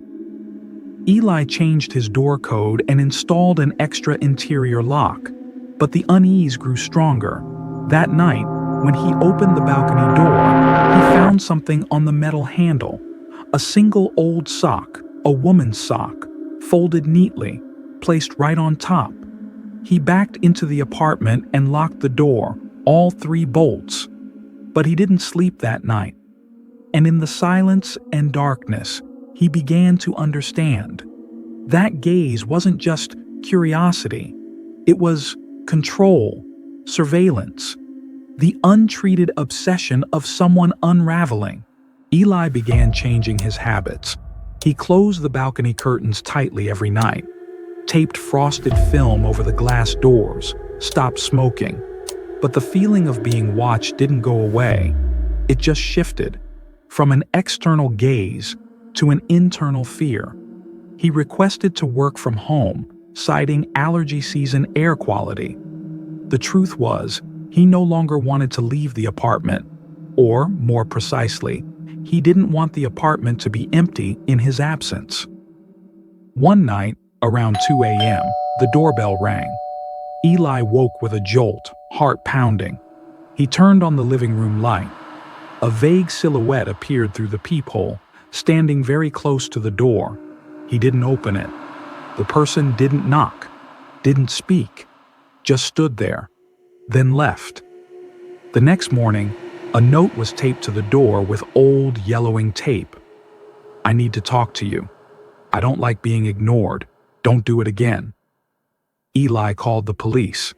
A young officer showed up, nodded politely while listening, then said, "We'll make a note of it. But since there's been no clear violation, you understand." Of course, he understood. Nothing happens until blood is drawn. Eli bought a doorbell camera with phone connectivity. The next night, it captured footage of an elderly woman standing at his door for 17 minutes. No ringing, barely any movement, just standing, as if waiting for something inside him to open on its own. And then, maybe out of exhaustion, sleep deprivation, or just desperation, he opened the door. Not fully, just unlocked it, cracked it open, just enough for a strip of warm light to spill out. And she burst in. No words, no warning, no hesitation. A sudden push with trembling hands, surprisingly strong. In her other hand, a rusted fruit knife. "You took my son. You're in his room. You're pretending to be him." The first slash grazed Eli's cheek, a hot sting. The second, he blocked with his elbow. He tackled her to the floor, just as the upstairs neighbor ran down, screaming and calling the police.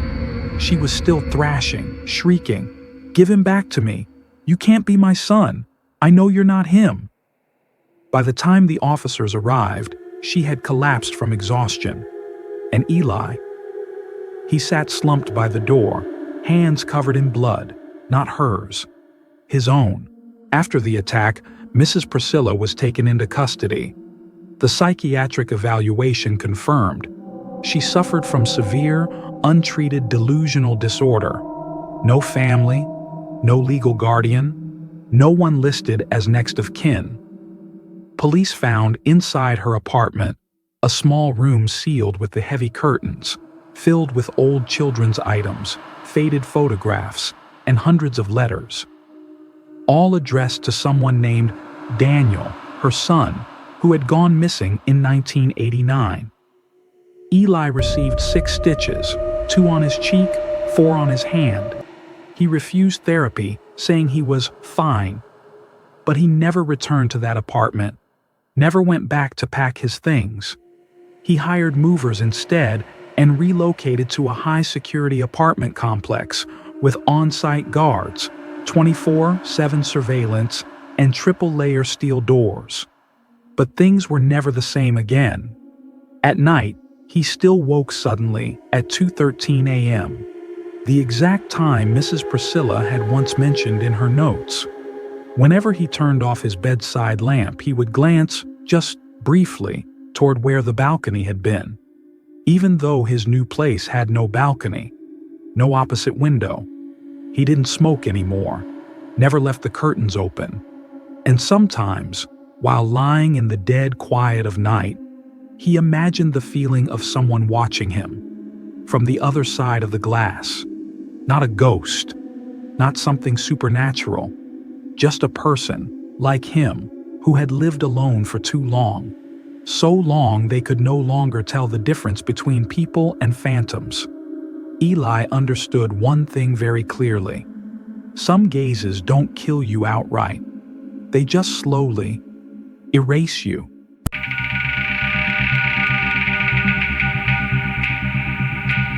The town of Renfield was buried under a rare snowstorm in the middle of December. Rooftops were blanketed with thick white cotton, and the streets lay deserted as if no soul had ever lived there. On the edge of town, the Silver Pines Inn nestled quietly beside a pine forest, its yellow light flickering from an old wooden sign, like a whisper calling out to the lost. Nathan Harper, 16 years old, was curled up in a cracked leather chair behind the reception desk, a laptop on his lap, replaying an old video game from before the days when the internet became too fast. His mother had left for her hometown earlier that morning to attend his grandmother's funeral. "Just one night," she told him. "Lock everything. Don't go upstairs. Check the cameras for me." And he had done all of that. Almost. There were only 2 rooms occupied. One was by an old hunter who had gone to bed by 8 p.m., and the other was by a woman named Lorraine, who always looked drunk, staying in the last room down the north hallway. Other than that, the inn was empty. Or it was supposed to be. Around 11 p.m., as Nathan was about to shut down his laptop and head to bed, a loud noise, like metal slamming against concrete, echoed from the back of the building. Quick and sharp, it made him jump. He stood up, heart pounding. The sound had come from the storage room, one that his mother always kept locked. Grabbing the baseball bat stored in the cabinet, Nathan crept into the hallway, the ceiling bulb flickering like a scene from a cheap horror movie. When he reached the room, the storage door was wide open, its rusted hinges groaning in the draft. Inside, it was pitch black. No one was there. He slowly stepped back, closed the door, and bolted it tightly. But as he turned to go back inside, something tiny, very subtle, made Nathan stop in his tracks. The air. It had changed.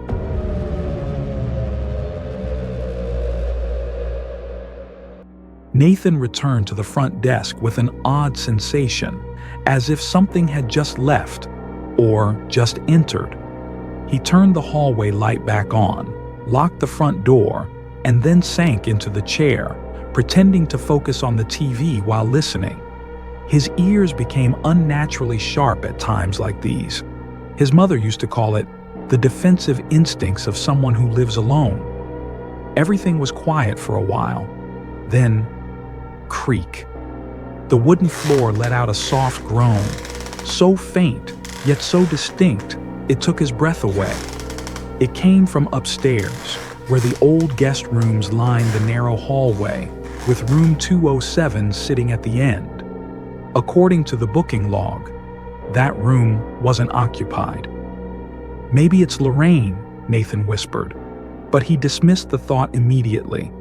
She was on the ground floor, and the old hunter had been asleep for hours. Besides, that wasn't a normal footstep.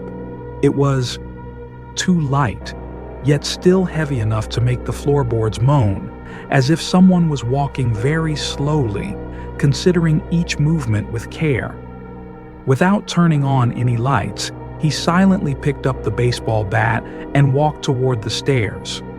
The air had shifted into something vague, like someone was hiding just behind a thin veil of atmosphere. He could feel it, but couldn't see it. The stairs creaked with every step. Nathan remembered what his mom once said. "Sounds like the house is breathing, doesn't it?" She had laughed then. He wasn't laughing now.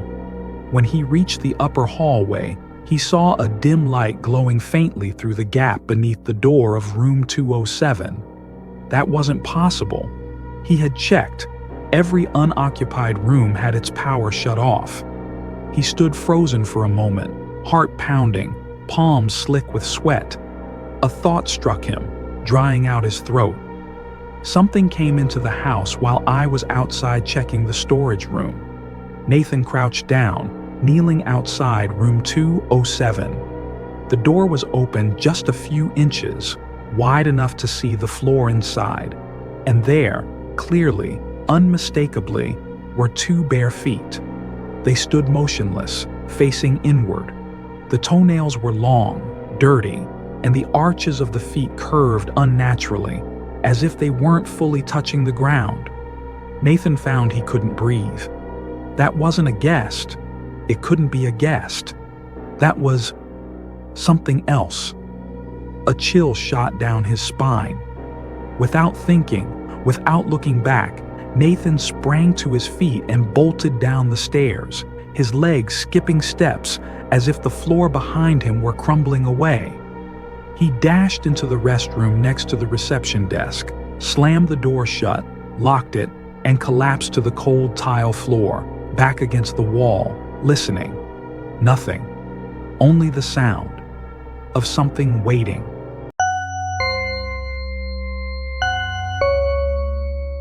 A dim yellow light fell across the cracked tile floor. The chill from the bathroom wall seeped through Nathan's thin sweater, making him shiver in waves, though he wasn't sure if it was from the cold or from something else. The thing lurking just beyond the door. He picked up his phone. The scratched screen seemed to breathe along with him. His finger hovered, then pressed his mom's number. No answer. Once. Twice. 3 times. He considered leaving a message, but what would he say? "I'm scared. There's someone upstairs? If you get this message?" Eventually, he switched to calling 911.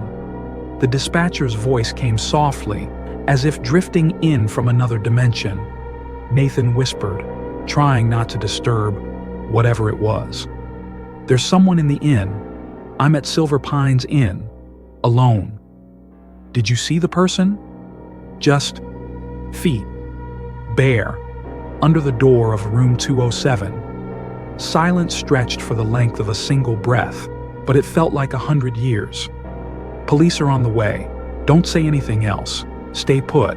Don't open the door. And whatever you do, don't make a sound unless absolutely necessary." But it came too late, because the moment Nathan set the phone down on the floor, he heard footsteps. Slow. Measured. 1 step at a time. They stopped right outside the bathroom door. Nathan held his breath. The baseball bat lay at his feet, but it was useless. He knew, truly knew, that if the thing out there wanted to come in, it wouldn't need to break the door down. It would slip through the crack with its own breath. Moments passed. Then a voice spoke. Not loud, not screaming, just enough for him to hear. Hoarse, low, ancient as ash. "You look just like your grandfather, Nathan." Nathan bit his lip until it bled. That voice didn't belong to anyone he knew. It sounded like it belonged to time itself, drifting through the walls, trapped between memory and the present. He gripped the bat tightly, struggling not to scream. Just stay quiet. The police were coming. Everything would be fine. That's what logic told him. But his heart believed otherwise. It believed that if he waited just a few seconds longer, whatever was outside would slip through the keyhole and live inside his mind forever. Suddenly, the back door of the inn slammed shut. Everything went still. Nathan waited a few more minutes. then cracked his eyes open and peeked out. No one was there. No more footsteps. No more whispers. Only the sound of his own breath and the wind howling through the small window vent above.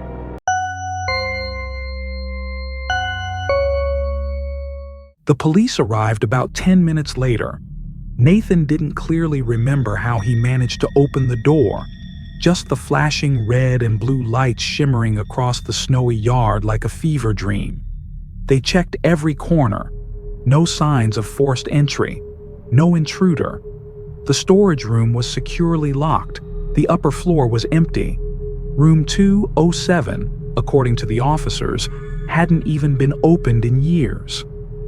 Nathan's mother returned the next morning. He told her everything, every single detail. She stood silent for a long time, then whispered, "Room 207 was your grandfather's room. Back when he was alive. He died in there. You were just a little boy then. You probably don't remember." He didn't answer. A few days later, while helping his mother clean the storage room, Nathan stumbled upon an old photograph. The colors had faded, but the image remained clear. A man standing in front of room 207, barefoot, his face half lost in shadow. That night, Nathan didn't sleep. He sat in his room, eyes locked on the security camera feed pointed at the upper hallway. At exactly 3:12 a.m., the hallway light flickered once, and the door to room 207, the one that had been locked for years, gently shifted, not violently, just enough to remind him that it had never truly left.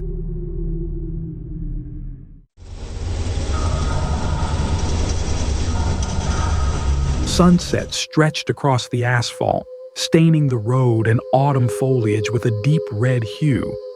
The wind carried the scent of wood smoke and decaying leaves. Lena Crawford had just filled up her tank at the only gas station still operating within a 20-mile radius. She'd just finished her shift at the convenience store, the taste of lukewarm coffee and sticker glue still clinging to her throat. An engine rumbled behind her. An old silver pickup truck, windshield caked with dust, pulled up beside her. A man stepped out, tall, broad-shouldered, wearing a flannel shirt with torn sleeves, his long hair matted in greasy clumps, as if water hadn't touched it in days. He smiled, not the friendly kind. "Sorry, do you know the way to Vermont Power Station number 9? Question mark. Lena blinked in surprise. "That place has been abandoned." "Yeah, I'm doing a survey." He held up a thick notebook, its pages yellowed and curled. No company logo, no name. Lena pointed in the direction. The man repeated her directions back to her, as if memorizing them, then nodded. "Thanks, Lena." She froze. "It's on your hat," he smirked. "I guessed right." She forced a smile and climbed into her car. The entire drive home, she kept checking her rearview mirror. No one there. Until just before she reached the turnoff to the dirt road leading to her house, he appeared in the mirror. The pickup truck followed close behind, like a persistent shadow. But as she turned down the leaf-strewn trail toward her property, his truck kept going. No pause, no glance back. She let out a shaky laugh and told herself it was just a coincidence. That night, as Lena washed the dishes, she heard a faint sound coming from the edge of the woods behind her house. Wind? An animal? Number. It was a voice, raspy, low, coming from deep within the trees. Lena.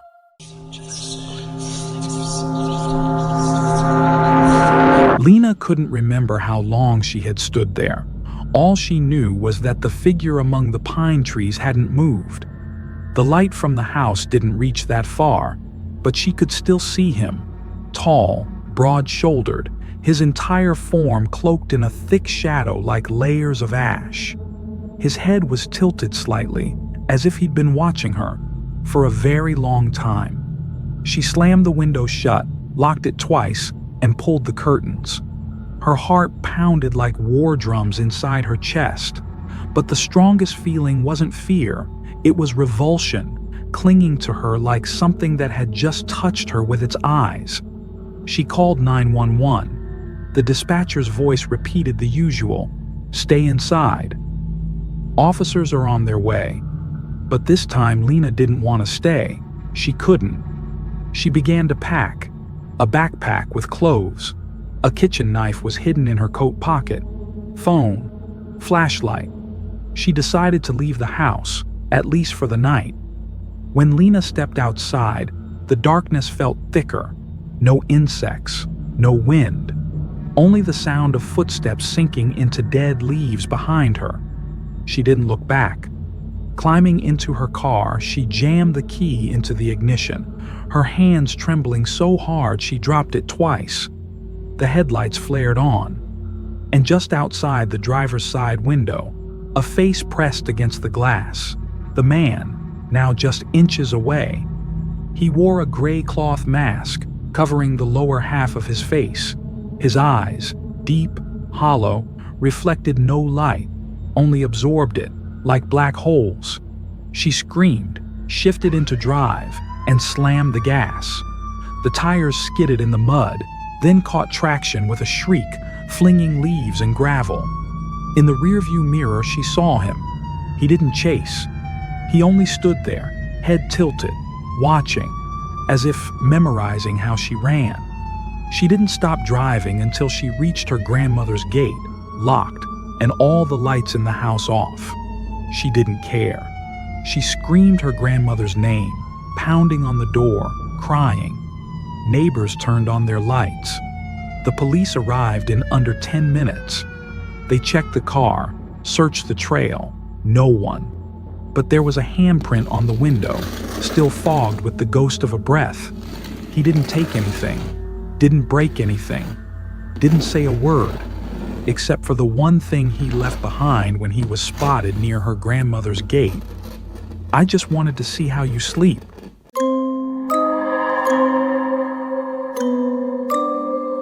It seemed like everything ended the night Lena fled to her grandmother's house.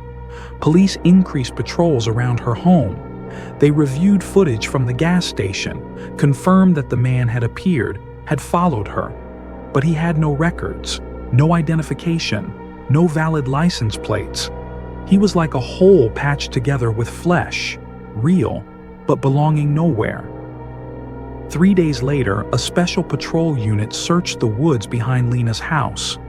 About half a mile past the backyard fence, they found a makeshift shelter built from plywood and plastic tarps, camouflaged with branches, nearly blending into the forest.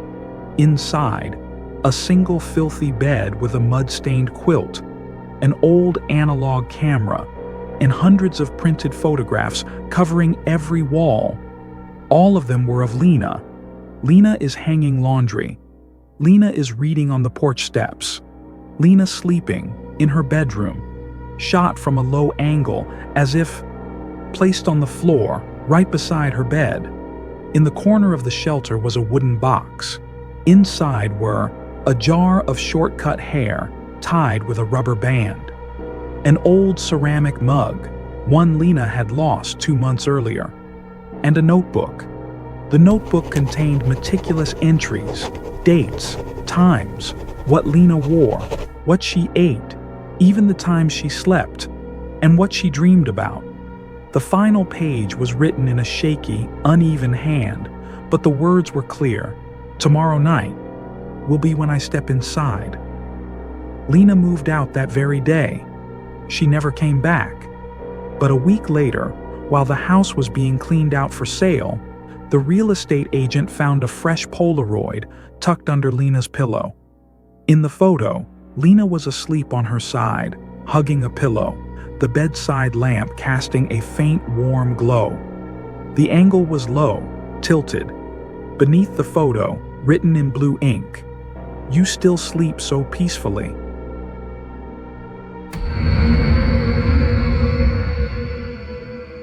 The snow began falling at 8 o'clock that evening, thick and silent, as if the sky was unloading white secrets onto the earth. The Watson family's wooden cabin, sitting alone on the edge of a small town in Maine, was one of the few places still lit, simply because Caleb's dad refused to throw away the old generator.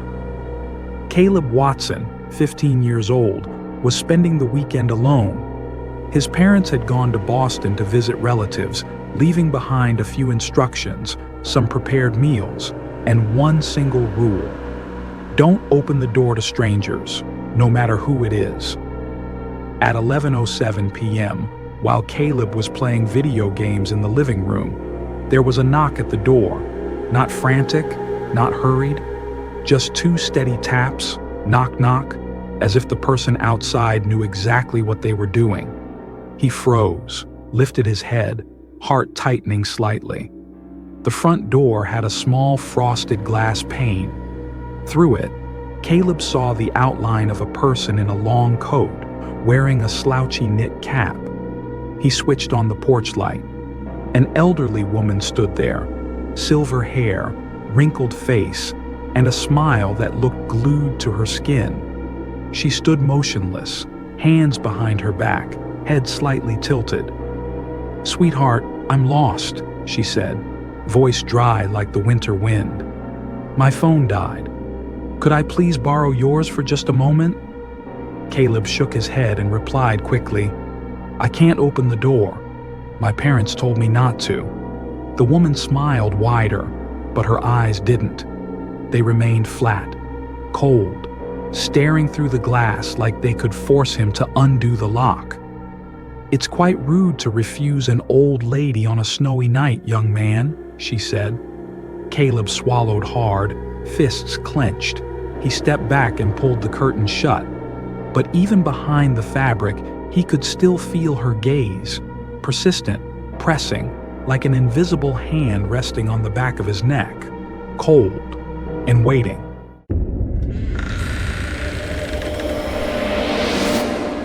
Caleb pulled the curtain shut quickly, but not quickly enough to forget the look in the woman's eyes. It was as if she had known exactly what he would do and had only been waiting for him to confirm it. He returned to the living room, trying to sit down and resume his game, but the blue glow from the screen now made the room feel artificial and unfamiliar. Everything was too quiet. Even the generator's hum sounded more like a whisper than a roar. About 5 minutes later, the sound began. Clink. Caleb frowned. Clink, clink. It sounded like someone lightly tapping a piece of metal against a pane of glass. Not hard, not hurried, but rhythmic, intentional. Slowly, he turned his head toward the kitchen window, which faced the row of pine trees behind the house. The curtain was still drawn, but the tapping continued. Caleb stood up, each step careful, as if afraid his footsteps might shatter something unseen. He leaned in, gently pulling the curtain aside. No one there, only the snow falling, silent as ash from a dead sky. He shivered and let the curtain fall back, but when he turned around, clink. This time it was the dining room window. He rushed over, again, nothing. But there, in the snow beneath the eaves, were footprints, small ones, clear enough to tell. They were barefoot. Caleb locked every window, slammed every latch shut, and turned on every light in the house, as if brightness alone could keep out whatever was out there, or, perhaps, what was already inside him. Just as he was standing breathless in front of the main door, the doorbell rang. This time, it was a man, younger than the woman from before, wearing a leather jacket and a beanie. His face was pale, but his eyes were sharp and awake. "Kid," he said, voice hoarse, "my mom's gone missing. She's got memory issues. Have you seen her?" Caleb opened the small side window just enough to hear him. "Yes, she was here about 10 minutes ago." "Thanks," the man nodded.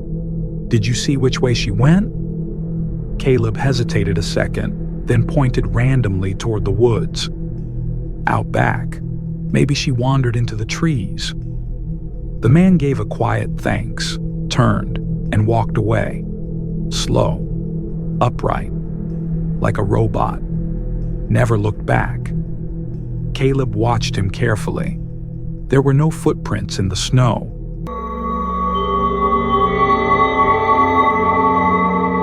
Caleb stood frozen behind the door. He kept watching the direction the man had gone, but his figure gradually vanished into the snow and white mist, leaving no footprints, no sound of footsteps, not even a backward glance. He no longer knew what frightened him more, the way the man had disappeared like a mirage, or the fact that he had believed, even for a second, that they were just ordinary people. Caleb shut the door, locked it, and bolted it with all 3 latches. He turned on every light in the house, including the floodlight over the backyard. The yellow glow spilled onto the snow, shimmering like grains of dead salt. The night was halfway through.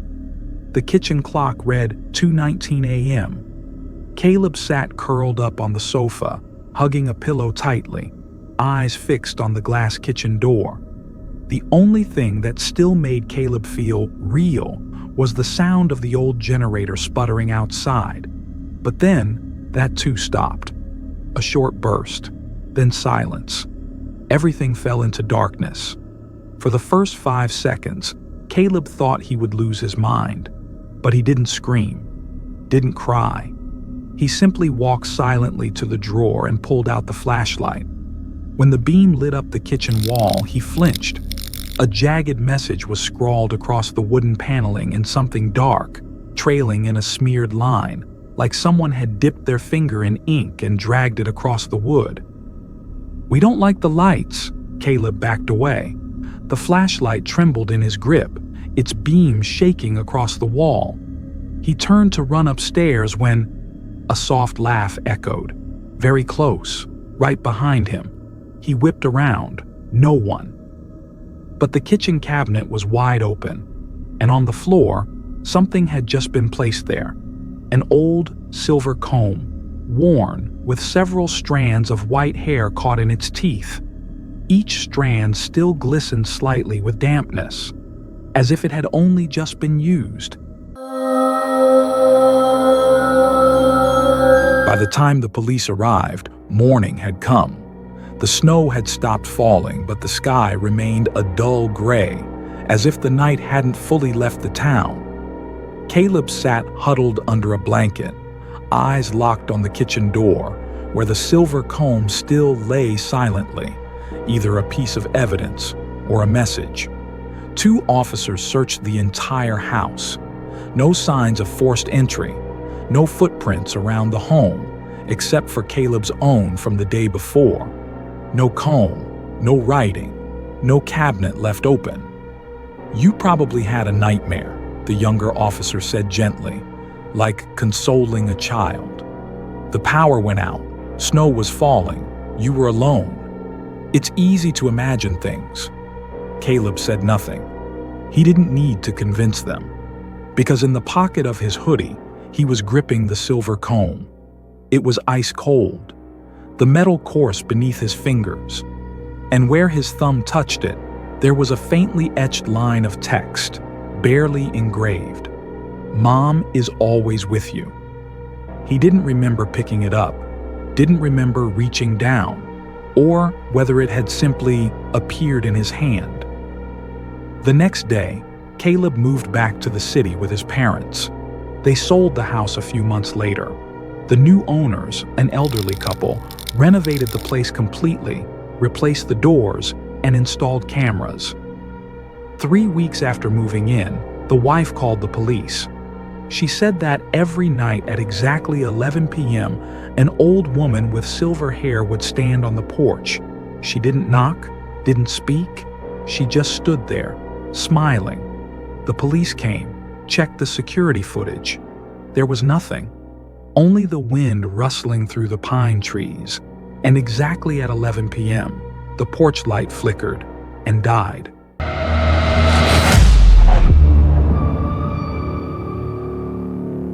Donnie Halverson had been a night security guard for nearly 10 years, but he rarely felt like a gatekeeper. He mostly sat alone in a small room at the end of a cold tile hallway, reading old books, listening to a crackly AM radio, and occasionally jotting notes into his patrol log. The town of Kingslow was far too quiet for crime, and this rental complex, built back in the 70s, was too old to attract thieves. But that night, as wind and snow battered the glass doors and the streetlights flickered like they were about to die, something felt different. At exactly 10:43 p.m., Donnie's security phone buzzed. A notification popped up from the building management app. Scheduled viewing, apartment 17, 10:45 p.m. Donnie frowned. All appointments had been locked out since last week in preparation for major renovations across the complex. And even if someone had somehow overridden the system, who would want to view an apartment at this hour, in bone-cutting cold and 3 inches of snow? He double-checked the system log. No logins, no confirmations. Apartment 17 wasn't even listed under available for showing. Donnie stood up, threw on his coat, and switched on his flashlight. He wasn't the type to get caught up in cheap pranks or scare tactics, but the strange feeling in his gut didn't feel like fear. It felt more like a deep, ancient sigh echoing out of the walls, the plumbing, the worn tiles beneath his feet. Apartment 17 was at the end of the row. No lights, no footprints in the snow, but as he got closer, his hand trembling slightly, though not from the cold, the lights inside the unit flicked on, automatically. Or someone was already waiting inside. The door opened as if it had been waiting for someone to return for many years. Donnie stepped into apartment 17, his footsteps hesitant on the peeling wooden floor. The air inside didn't carry the musty or moldy smell he had expected. On the contrary, it smelled like someone. Freshly brewed coffee, faint tobacco, and something sharp and musky, like old leather. The heater wasn't on, but the apartment was warm. Too warm. He closed the door.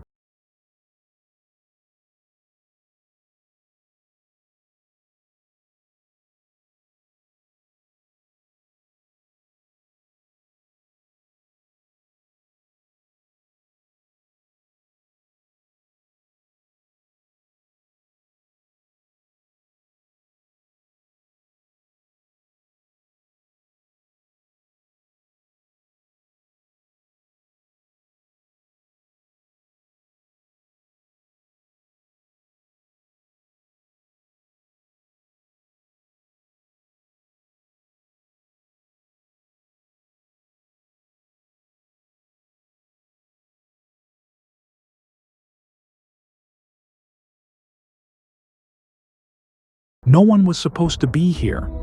He looked up. A faint creaking sound came from the ceiling. Not footsteps, not the rhythmic creak of old wood. It was more like something slowly moving in a circle, like a rocking chair. Donnie ascended the stairs, one step at a time. A familiar feeling crept into his chest, the kind he used to feel on sleepless nights at his childhood home, waiting for his alcoholic father to return in a rage. The hallway light upstairs glowed a sickly yellow. 3 doors. But Donnie knew immediately that the one at the end, the one slightly ajar, with a dim light spilling out, was where someone was waiting. He pushed the door open. The bedroom was unusually neat. No footprints in the dust on the floor, no creases on the bed. The window was slightly open, wind hissing through and carrying the sound of branches scraping the wall. And in the corner, beside the window, sat a man with his back turned, the silver fur coat draped over his shoulders. It was the same one that had hung downstairs. Donnie froze. Cold sweat slid down his spine, despite the snow still piling up outside. No one had come in before him. No one could have brought the coat upstairs. And if this man was the resident, then why was he wearing someone else's coat? Or maybe No one had ever left. Donnie stepped closer, slowly, one hand holding the flashlight, the other reaching out to gently touch the man's shoulder. No reaction. He turned the chair around. Empty. No man. No coat. Just an old wooden chair still rocking, like it had never truly stopped, not in a very, very long time. And beneath the chair there was a small folded note, so old its edges had yellowed. Donnie bent down and picked it up. A trembling hand had written, "I've kept the door closed through 3 winters. But tonight, he knocks again." Donnie didn't return to the security room. He stayed in apartment 17, even though every rational thought in his head told him to leave, lock the door, and mark "no signs of entry," as he usually did. But this time was different. The rocking chair was still gently swaying when he stepped out of the bedroom. And that note, small, thin, aged, felt like more than just a supernatural warning. It felt like a message, meant specifically for him. He walked down the stairs, carefully scanning the apartment with the eyes of someone who used to clear out foreclosed properties, a habit from his days managing repossessed homes. And just as he suspected, everything here was intentionally clean. Every detail had been carefully tidied to leave no trace, except for the things someone wanted him to see. Beneath the kitchen sink, as Donnie bent down to grab a bottle of cleaner, he noticed something odd. A small slit in the plywood panel, where it looked like something had once been fitted inside the wall. A sharp, square cut. He tapped it gently with the end of his flashlight. Hollow. And then, in that moment, Donnie remembered something the building manager had said months ago while going through old maintenance logs. Unit 17 has a wall safe, installed incorrectly back in 2002. Was supposed to be removed, but no one ever found it. Donnie gave the wooden panel a gentle tug. Behind the board was a small safe, a mechanical one, the kind with a rusted combination dial. But it wasn't locked. He turned the handle. Inside was a brown paper bundle tied with a simple piece of straw twine. Carefully, slowly, Donnie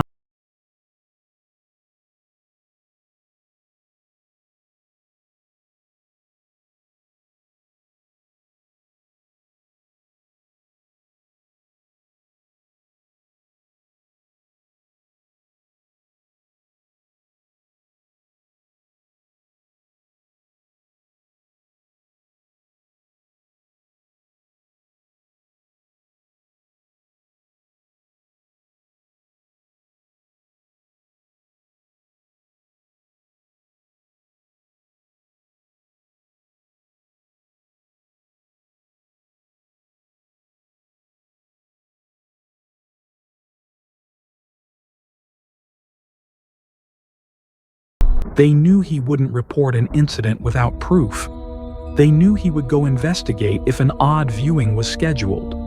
They knew he was the kind of person who needed to know the whole story. Donnie didn't hear a sound behind him, but he knew with certainty. Someone had been inside this apartment no more than 30 minutes ago. Donnie didn't quite remember how he got back to the security office. His legs seemed to move on their own while his mind remained trapped in the image of the wall safe, the covert photographs, the dry, brittle handwriting, silent like the breath caught in a stranger's throat. The moment his hand touched the landline phone, he called the police directly. His voice trembled at first, but then grew firmer, not because he was less afraid, but because fear had become instinct. A new skin wrapped around every movement. 18 minutes later, 2 officers arrived.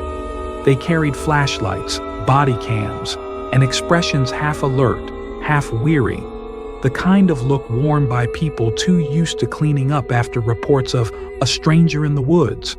Donnie led them to apartment 17, but the safe was gone. The wooden panel beneath the sink was smooth, no pry marks, No cutouts, no safe, no paper, nothing, no photos, no shift logs, no note, just an empty apartment like any other, an empty shell with an empty smile. The police searched the place thoroughly. No signs of forced entry. No camera footage shows anyone other than Donnie. They filed a report and suggested he take a few nights off and cut back on the coffee. One of them patted his shoulder and asked softly, "Do you think maybe you imagined it?" Donnie didn't answer, but deep down, he knew. Some things don't need proof to exist. The following week, Donnie resigned. He left behind his keys, his radio, and the flashlight he once believed was a weapon against the dark. He never went back to apartment 17. But some nights when he woke up at 3:15 a.m., he swore he could still hear the faint sound of a wooden chair rocking somewhere behind the wall. Slow, steady, and never stopping.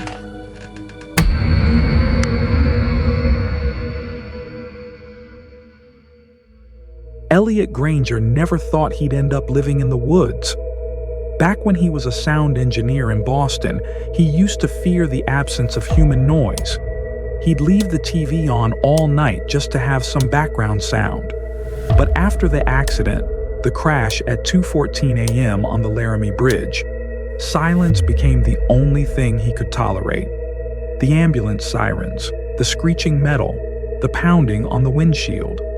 All of it lingered in Elliot's mind like black snow, never melting away. The doctors called it post-traumatic auditory fixation. Elliot called it a refined kind of hell. So he left the city, withdrew all the money from his accounts, sold his old condo, and bought a simple wooden cabin by the edge of Wicklow Lake in northern Maine. The cabin sat isolated between two rows of pine trees, no nearby neighbors, no cell signal, and just one small power station nearly 3 miles away. To Elliot, that wasn't isolation, that was peace. At first, everything felt like something out of a meditation book. He woke up at 5:30 a.m., brewed coffee in a tin kettle, and sat on the porch listening to the birds. He wrote in a leather notebook every evening, not about sorrow, but about the silence. And then, on the 8th day, she appeared. It was a freezing afternoon, and he was chopping wood behind the house when a small figure emerged through the pine trees. She wore a heavy coat, had long gray hair, and carried a basket of bread. Her voice was flat, cold like soil. "You're the new one around here, aren't you?" "I'm Whitlow. I live over there, just past the woods." She didn't smile, didn't ask questions. Before leaving, she simply turned back and said, "If you want to sleep peacefully out here, always lock your windows. And don't look out at the lake when the wind picks up." The first rainy night at Wicklow came suddenly, like a drunk pounding on the door at midnight. Elliot woke up at 1:57 a.m. to the sound of rain hammering the tin roof of his cabin. He sat up, heart beating slow, feeling something familiar. The wall of sound he used to despise now somehow made him feel safe. The rain drowned everything else out. He poured himself some water and stood by the window, looking out toward the pine trees. The forest swayed. The wind howled in short bursts, then suddenly fell silent as if nature itself was holding its breath. Wicklow Lake beyond was pitch black, its surface utterly still. An unnatural kind of quiet, as if the storm were happening only above his roof, nowhere else. Elliot was about to return to bed when he heard knocking at the door. 3 knocks, firm and precise. His chest tightened. No one had any reason to be out here at 2 in the morning, in the middle of a storm, nearly 15 miles from town. He stepped forward, gripping his flashlight tightly, and cracked the door open. Mrs. Whitlow. She stood there, soaked to the bone in her heavy coat, still holding the same basket she had brought days earlier. Her long gray hair hung in wet strands across her face, but her eyes, cold as the lake, stared straight into him. "Someone's by the woodpile behind your house," she said, voice quiet but firm. "I saw him, tall, bald, standing still like a statue, holding something long and heavy." Elliot glanced over her shoulder toward the woods. She just saw trees swaying in the rain. "Your place is far from here. Why would you—" "I walk often," she cut in. "I know the way." She didn't ask to come inside, didn't wait for a response. She turned and quietly stepped off the porch, vanishing into the dark like part of the storm itself. Elliot grabbed his flashlight and circled around the back of the cabin. The wet grass sank underfoot. The woodpile was intact, undisturbed, but something felt off. A shovel stood upright, jammed deep into the ground as if someone had just finished digging and left it behind. And next to it, a single, deep footprint, large, sunk in mud. Rainwater filled the imprint like a puddle in a grave. Not Elliot's, not Mrs. Whitlow's. And just then, the cabin lights went out. No thunder, no lightning. Just pure total darkness pressing down on Elliot like a cold hand placed firmly at the back of his neck. He didn't scream, but his breath shattered like a curse being strangled by someone just behind him. Elliot stood still in the thick darkness, dense like ash. The rain had lessened, but the wind still hissed through the pines as if whispering something he couldn't understand or wasn't meant to. He flicked his flashlight back on. The beam swept across the back of the cabin. The shovel was still there, the footprint still filled with rainwater. No one. Nothing. But that feeling still lingered. He turned to go inside. The light still wouldn't turn on. Either the power was out or someone had flipped the breaker. He hadn't checked yet. All he wanted now was to get to his room, lock the door, and sit in the corner until morning. 3:42 a.m. He opened the bedroom door, shut it, and slid the bolt across. The cabin had nothing but a wooden bed, an old wardrobe, and a small window facing the woods. He reached for the curtain, but paused. Part of him wanted to look. Another part didn't dare. And yet, some stubborn instinct, maybe left over from years in the city where people believed it was better to face something than imagine it, pushed him to pull the curtain aside. Outside was the forest, pitch black, branches tangled like claws. No lake, no moon, but light. A faint glow, no larger than a fingertip, flickered back and forth between the trees like a flashlight. Or someone's flashlight? Elliot froze. The light stopped moving, then slowly drifted to the left. Slow, steady. And then, from the darkness behind that faint light, a man stepped into view. Tall, in a raincoat, bald, not holding a light. The flashlight was in the hand of someone walking behind him. Two people. Elliot backed away from the window. The curtain fell shut. His heart wasn't racing, it was pounding, as if his blood was trying to escape his chest to warn him of something his brain hadn't processed yet. He opened the drawer. The hunting rifle was still there, unloaded. As he turned back, hands shaking, he heard a soft click. The window. The lock had been unlatched. From the outside. Not forced. Unlocked. By the right key. Elliot lunged forward and slammed the bolt into place. Too late. A gap remained, just wide enough for the wind to slip through. And with it, a small piece of paper fluttered to the floor. He bent down and picked it up. Scrawled handwriting read, "Don't worry, I replaced the light for you. You sleep so deeply." Below that, a signature, a name he recognized. Whitlow. The next morning, Elliot called the police. For the first time since moving into the lakeside cabin, he felt he truly needed someone else. Not for help, but to confirm that what he saw the night before was real. Two local officers, one older, one younger, arrived a little after 10 a.m. The sky was clear, the lake still as glass, and the only traces of the storm were droplets on pine needles in the porch roof. Elliot told them everything. Meeting Mrs. Whitlow, the footprint behind the house, the flickering light in the woods, the bald man, the note that drifted in through the cracked window. The younger officer took notes. The older one stayed quiet, occasionally giving a slow nod. They searched the area around the cabin. No footprints, no shovel marks. No one had gone into the woods. The bedroom window? Locks intact, no signs of tampering. The note? Elliot searched every inch of the floor. Gone. "Are you sure you weren't dreaming?" the younger officer asked, not mockingly, but with the tone of someone who's heard these stories too many times. Elliot didn't answer. "The old woman you mentioned," the older officer finally spoke. "Whitlow, right?" Elliot nodded. "She used to live across the woods, but she went missing back in 1998. No one's seen her since. Some folks say she still wanders the lake on rainy nights, warns the newcomers."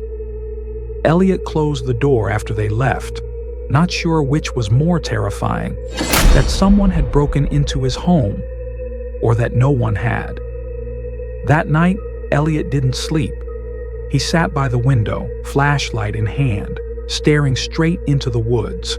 No light appeared, but at 3:17 a.m., as wind rose from the direction of the lake, a soft knocking echoed from the back door. Not frantic, not aggressive, just 3 knocks, slow, clear, as if someone were gently reminding him, "I'm still here, and you haven't left."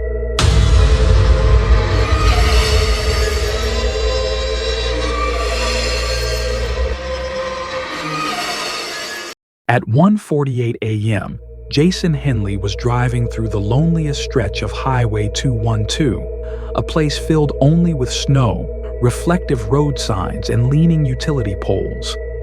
In the passenger seat, Mira rested her head on his jacket, half asleep. Her lips were slightly parted, hair draped over one side of her face. She still hadn't recovered from the exhausting 2 hours spent at Jason's family dinner, where his mother had asked too many questions, and he had answered too few. No one argued, but no one talked either. The kind of silence people don't forget. The road back to the city stretched nearly 300 kilometers. Jason had chosen to take the old highway, a route with fewer travelers, no rest stops, but 2 hours faster than the interstate. The tires hissed across the icy pavement. The radio murmured an old Christmas song. Jason was tired, but not sleepy. He was always more alert when everyone else had worn out. 2:14 a.m. His phone rang, an unknown number, no area code. Jason hesitated for a moment, then declined the call. He glanced at Mira. She didn't stir. Something about the ringtone gave him a chill, though he couldn't say why. A minute later, the screen lit up again. A message came in. Short, no punctuation, no sender. She's lying on her right side, hand touching her neck, just like every time after she cries. Jason read it 3 times, then turned to look at Mira. She was lying on her right side, her arm curled up toward her neck, index finger resting gently in the hollow of her throat, a posture so specific, so eerily familiar it gave him chills. Every time they fought, every time she cried in silence, Mira would lie just like that. But they hadn't fought tonight. There had been no yelling, only silence, long enough for someone to be listening to it. Jason didn't reply to the message, but he couldn't take his eyes off the screen. A soft whistling sound broke the silence, the wind sneaking through a crack in the window. Mira stirred, still not fully awake. Her hand slid down to her lap, moving slowly, like in a dream. Jason sat frozen, his mind spinning. It could have been a prank. Someone is hacking the phone. Someone is watching through a camera. Or someone who knew them. What frightened Jason wasn't the content of the message. It was the voice in his head that began whispering, "He's not wrong, you know." And then, just as he was still trying to make sense of it, a second message appeared. "Have you told her about June? About the little hotel on 42nd Street, room 307? Don't worry, I won't say a word. But she deserves to know, doesn't she?" Jason's throat went dry like paper. He couldn't even remember if he had said that out loud to anyone, or even thought it clearly. And Mira had opened her eyes. She was looking at him, fully awake, not saying a word, just watching him, then looking at the phone in his hand. Jason instinctively moved it out of view. "A message?" Mira asked, her voice raspy. "Nothing," he answered too quickly. A long pause. "From who?" Mira tilted her head. Jason tried to make up a name, but she snatched the phone from his hand faster than he expected. Her fingers scrolled through the screen. She didn't speak, just stared, didn't blink. Jason began to explain. He didn't know how the hotel name came up. He'd never told anyone, not even Mira, that he'd once messaged his ex, that they'd met innocently, just once. Just once. Once was enough to change the way Mira looked at him. "Why am I only finding out now?" she asked, her voice no louder than dust. "Because I thought it didn't matter." Mira handed the phone back to him, as if it were something that had already shut off. Then she turned to face the window. Snow was still falling, software steady. The highway remained empty, just the two of them, and someone, somewhere, watching, pulling the strings, unraveling every thread of trust between them. Jason didn't know what was more terrifying, that the person was a stranger, or someone he once called close. They didn't speak for the next 40 miles. Mira kept her eyes on the window to her right. Jason focused on the road, but his eyes kept drifting back to the phone screen. Like a criminal returning to the scene of the crime, hoping to prove his innocence through a typo. No new messages, no more calls. And that was what made it even more terrifying. He didn't need to say anything else. He'd already planted the seed. Now he just had to sit back and watch it grow. Mira was the one who spoke first, as they passed an old gas station. Lights off, doors locked, not a soul in sight. "Are you still in contact with her?" Jason tightened his grip on the steering wheel. "No." One word, sharp, quick, but not enough. "When were you going to tell me?" Mira asked, eyes still fixed ahead. "Or never?"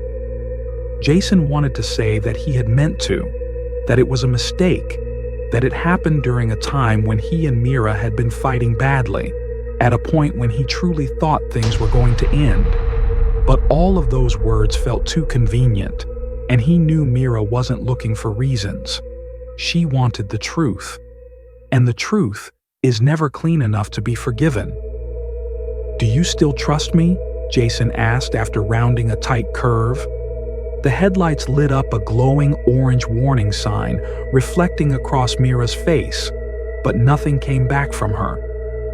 "Is there anything left to trust?" she replied, softly, almost like she was speaking to herself. The phone buzzed. Both of them looked at it like it was a switchblade snapping open. Jason picked it up, his hand damp with sweat. No number, no name, just one line of text. "She didn't leave because she stopped loving you, but you'll make her leave. One more time." Jason turned to look at Mira, but she had already looked away. In that brief moment, Jason caught his own reflection in the rearview mirror. Blurry, distorted, unrecognizable, like someone sitting in the middle of the car, not clearly in the front seat nor the back. A third person, no face, but still there. They reached the city at nearly 5 a.m. The amber glow of urban lights spread across the windshield, bleeding like blood in water. Mira didn't say a word as she got out of the car. She simply opened the trunk, took her bag, and closed the car door with a sound so soft it was almost tender. Jason didn't help with the luggage, didn't ask where she was going. He knew. She needed to leave just to breathe. No goodbye, no anger, just emptiness, cold, hollow, and silent like the highway they had traveled. Jason drove alone to the police station. He told them about the messages, about the voice on the phone, about how someone knew too much about them, things no one else could have possibly known.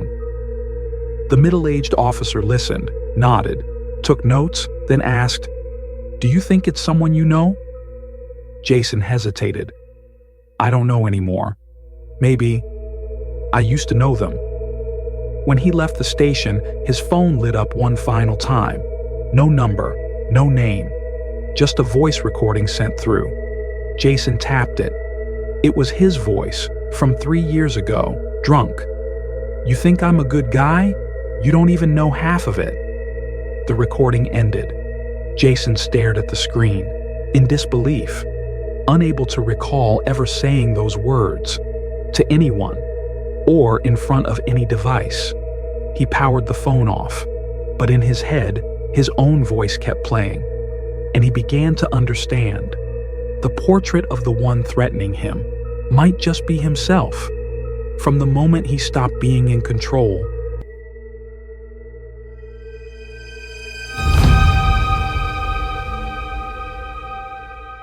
I've never liked the night shift, but they pay time and a half, and in this tiny town, McDonald's is one of the few places still hiring.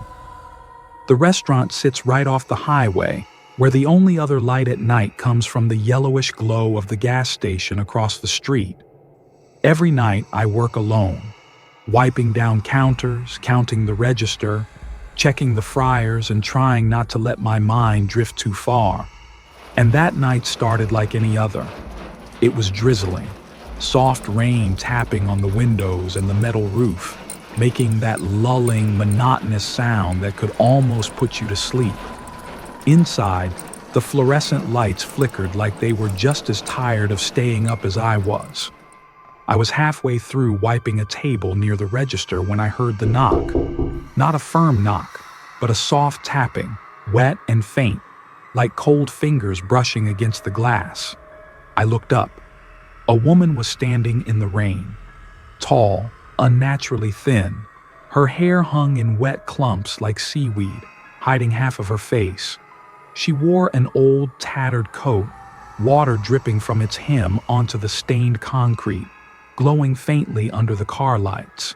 I hesitated. The place had closed to customers 15 minutes ago, but the night rain around here was cold, and she looked like the kind of person the world might just forget about entirely. I cracked the door open. "Sorry, we're closed," I said, my voice trembling slightly. "Just need a place to stay dry for a bit, sweetheart," she replied, smiling faintly. A smile missing several teeth and stretched just a little too wide, like her facial muscles had forgotten how to move naturally. I paused. Something felt wrong, but still, I stepped back and opened the door wider. "Come in," I said, "just for a while." And she stepped inside, bringing with her the scent of rain, damp earth, and something else, something harder to name. I handed her a cup of cold water, my hand slightly trembling, and she took it with both of her bony hands. Her fingernails were long and stained a sickly yellow. She sat down on the chair near the window, directly under the flickering light, the kind of light that made everything in the diner look old and off. "I just need to sit for a bit," she said. "The rain's drained everything out of me." I nodded. "That's okay. Would you like to order anything else?" She smiled. A smile that lingered too long, revealing broken teeth and strange, empty gaps, as if her teeth had been eaten away from the inside. "No need. But "Could you maybe give me a lift?" she asked. "Just to the gas station at the edge of town." I paused.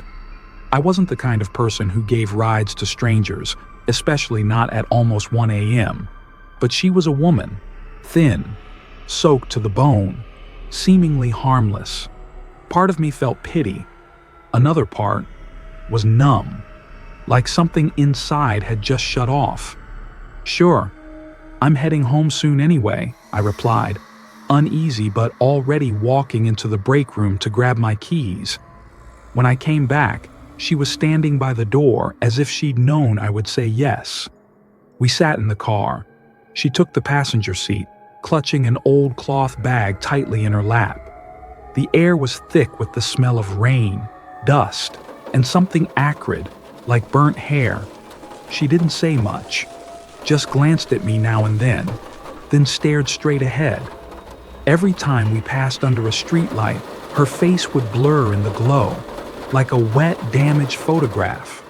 "How much farther to the station?" I asked. "Almost there," she whispered. "You're very kind." We reached the gas station along the highway, the one I often stopped at. I parked the car and stepped out to swipe my card at the pump. It was still raining, light but relentless. I didn't look at the woman. I assumed she was still sitting there waiting. Only after I finished pumping gas did I turn back to the car. The door on her side was still shut, but the passenger seat was empty. No person, no wet stains, no cloth bag, no lingering scent, nothing, as if no one had ever been there. I opened all the car doors to check. No one is around the station. No one is inside the convenience store next door. Everything was silent, too silent. That's when panic set in.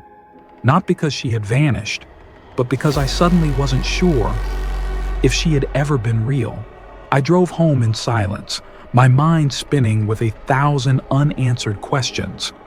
It was still raining, the kind of countryside rain that clings and lingers, quiet and relentless, like every single drop knew what had just happened, but refused to speak of it. I lived on the ground floor of an old 2-story house on the edge of town.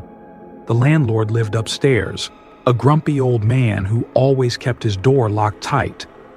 I parked in the front yard and rushed inside to avoid getting soaked. The moment I stepped in, I sensed something was off. Not the scene. Everything looked the same. The shoe rack slightly askew, my jacket hanging by the door, the half-eaten fast food box still on the table. But the air felt different, colder, heavier, like someone had opened a window and let something in from outside. I checked all the windows, shut tight. I locked the door and told myself I was just overly stressed. After a melatonin pill and a sip of water, I got into bed, pulling the blanket over my head like a child trying to hide from the monster under the bed. I don't remember when I fell asleep, only that it took a long time and never got very deep. Sometime around midnight, I jolted awake, not because of a sound, but because of a feeling, a very specific feeling. I was no longer alone in the room. I didn't turn on the light, just sat straight up, heart pounding, ears straining, and then I heard it, breathing, long, software, but unmistakable, like someone trying very hard to stay quiet. I turned my head toward the corner of the room, near the closet. The light from the street lamp outside slipped faintly through the curtains, just enough for me to see. A figure crouched low.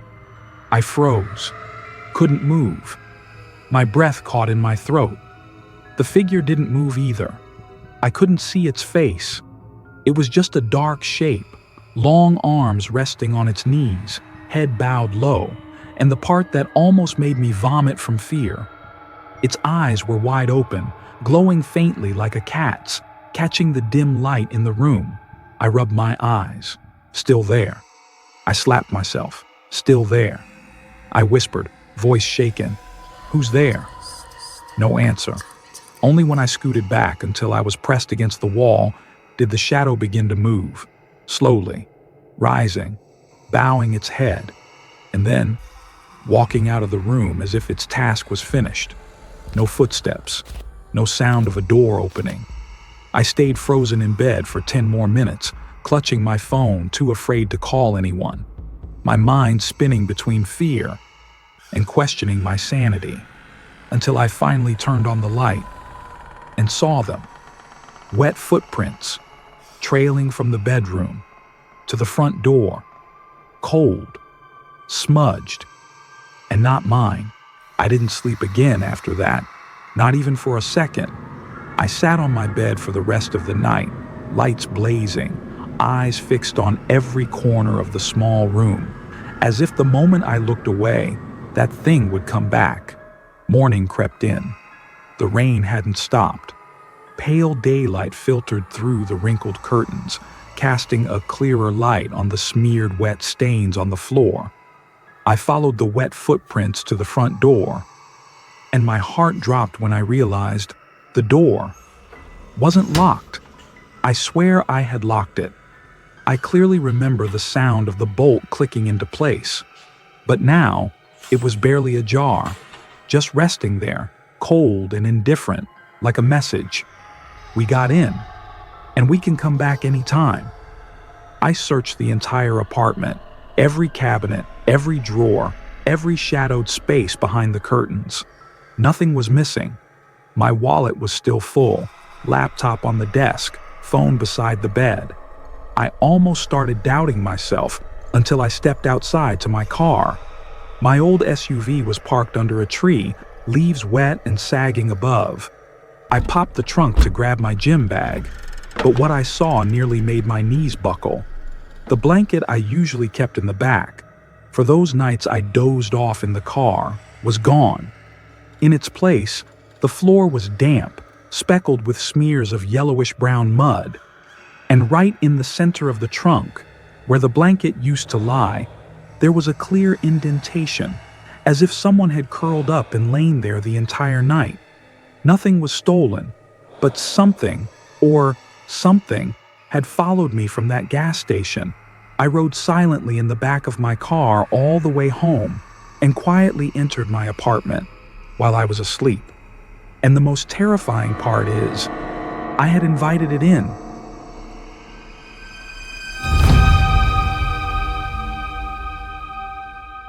I shouldn't have gone to that party, not because it was tucked away in some old warehouse district, not even because of Carson, that so-called friend who always stared at me a little too long after every joke, but because there was something in the air that night, a silence hidden behind the music, a hollowness between the smiles that made my skin crawl the moment I stepped inside. But I went anyway, like someone else was steering me. Carson grinned widely as I walked in. "Leave your phone in the car," he said. "No distractions. Tonight's gotta be real." I smiled, left my phone, trusted him. The music slammed into my chest like a hammer. Cheap beer, body heat, cigarette smoke, and old paint cans. I had one drink, then another. Carson pushed more into my hand. "For fun," he said. The last thing I remember clearly is leaning against a steel pillar, watching the party lights spin in circles. After that, it all turned into a thick, blurry fog. When I came to, the atmosphere had shifted. Strange faces, dimmer lights. Carson, gone, like he never existed. I asked around. No one knew who Carson was. One girl laughed out loud, thinking I was joking. I stumbled outside. Bare hands, no phone, no wallet.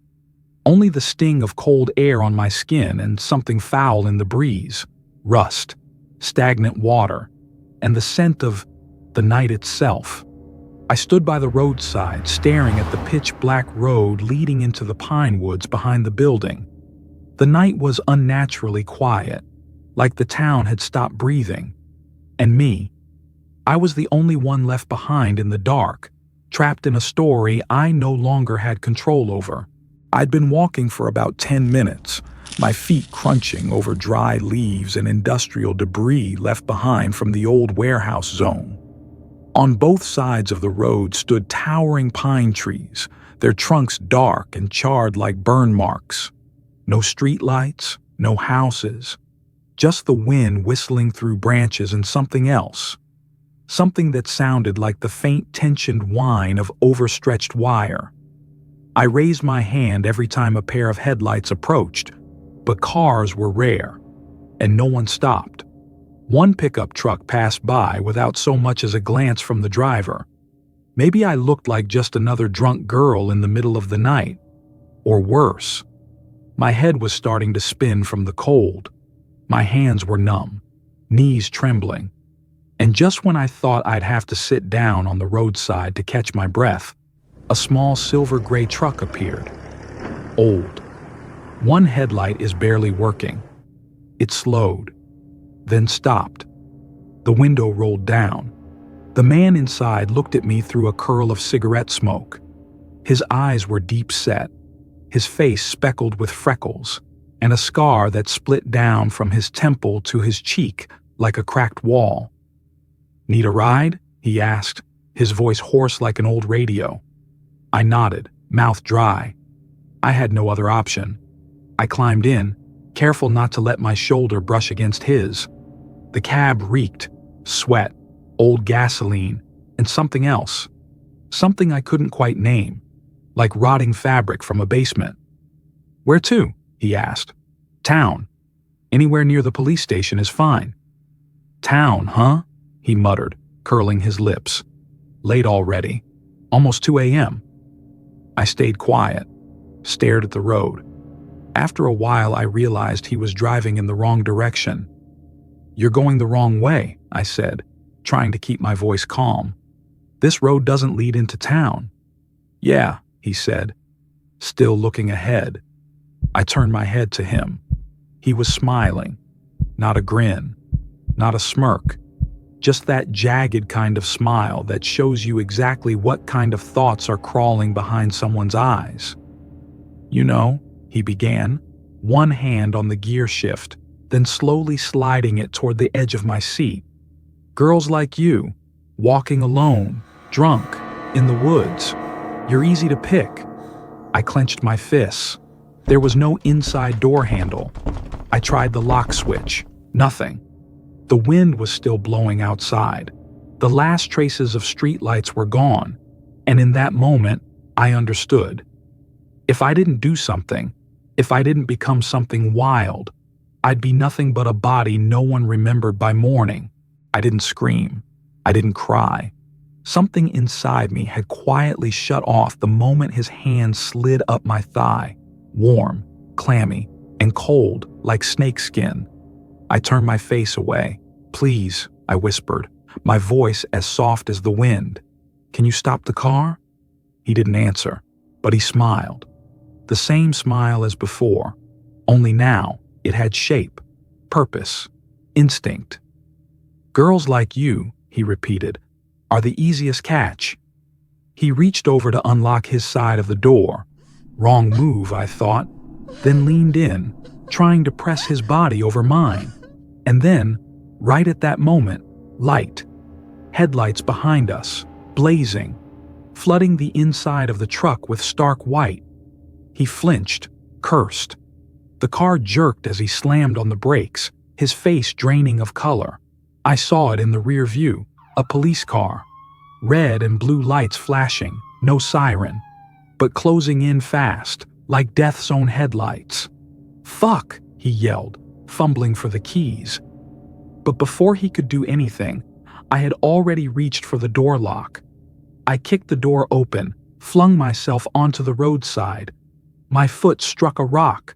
My eyes blurred with tears. I ran, bursting into the underbrush, tearing my shirt, blood dripping from my knee down to my ankle. But I didn't stop. Behind me, I heard the cops shouting, heavy footsteps chasing, and my breath breaking apart in my lungs. I don't know how far I ran, only that I didn't stop until the lights were gone, and I collapsed to the ground, face pressed into the dirt, hands clutching my aching chest. A few moments later, the crunch of dry leaves behind me. I spun around. But this time, it wasn't the predator. It was the officer, young, face streaked with mud, gasping for breath. He knelt beside me. "You okay?" he asked. I didn't speak, just nodded, tears flooding down my face. On the ride to the station, I told him everything. He listened closely, glancing in the rearview mirror now and then, like he was afraid the man might still come back. "I don't even know how I spotted you," he said. "We were looking for the truck, not the guy. Someone reported it was linked to a burglary. Lucky I caught a glimpse of you running." I stayed silent, but in my mind, the driver's words echoed. Easy to pick. I didn't tell my mom anything the next morning. I said, "I stayed over at a friend's place," and she just looked at me for a moment, then nodded. The kind of nod mothers give when they've seen too much, know too well, but stay silent. Because the truth is always worse than what they can imagine. I went back to school a few days later. Carson never messaged. He vanished, like a shadow in every sense. When I asked around, people said he went back home, but no one knew exactly where that was. I didn't care anymore. Instead, I learned to bolt my door twice every night. I stopped drinking beer, wouldn't even touch soda unless I opened the can myself, and I never, ever let my phone get more than 3 steps away from me. I stopped going to parties, never set foot near that warehouse again, not even in daylight. I avoided the forest back roads. I avoided headlights in the dark. But no matter what I avoided, I still heard that sentence every time the wind changed. "Girls like you? Easy to pick." It crawled into the cracks of my sleep. It didn't scream. It didn't howl. It whispered, softly, gently, like the lullaby of a cruel mother. I survived. Yes. But the 17-year-old girl who stepped out of her house that night to go to a party, the one who trusted people because she thought she knew them, because she thought, what's the worst that could happen? That girl, she didn't come back. She died the moment that silver-gray truck pulled up beside the road. And what's left of me? The cold part, the guarded part, the part that still checks the rearview mirror even when the car isn't moving. That's the only piece of me still alive to tell this story. And trust me, it's not the pleasant part.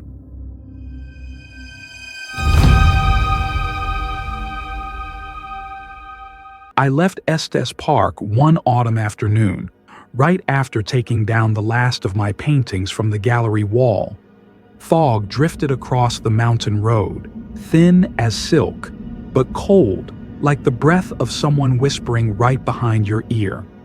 My phone had lost signal since morning, and the bus station had posted cancellation notices due to landslides. Denver was still nearly 100 kilometers away. I had no car, and not many choices. I stood by the roadside, thumb raised, a bag of paintings slung over my shoulder. The wind passed through the pine trees, rustling like the breathing of some enormous creature asleep in the woods. I started to feel small, lost in a vast, indifferent nature that didn't care whether I was there or not. About half an hour later, an old pickup truck screeched to a stop. The tires squealed and the frame rusted. The man behind the wheel looked at me through the dusty window. He had a beard, messy hair, and wore a weathered leather jacket with worn-out shoulders. "Where to?" he asked, his accent hard to place. "Denver," I replied. "Funny," he said. "I'm headed that way too. Hop in." I hesitated for half a second, then opened the door. The cold hit my chest as I climbed in. The cabin smelled like stale cigarettes and damp leather, the scent of things abandoned for far too long. He didn't look at me again, just started the engine and drove off. No music, no conversation, only the growl of the motor and the afternoon fog thickening outside, as if the world was being swallowed, one layer at a time. And I began to wonder, had I just stepped into a journey? Or opened a door? We drove along the highway in silence for about 20 minutes. No other cars, no road signs.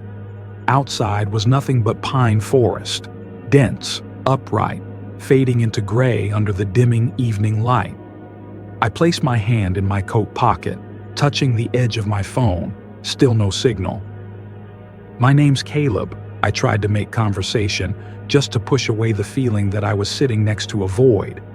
The man didn't answer right away. He adjusted the rearview mirror, took a long drag of his cigarette, and then finally said, "Elias." That was it. No last name. No return question. His voice held no emotion, like he'd said that name 100 times, to 100 different people.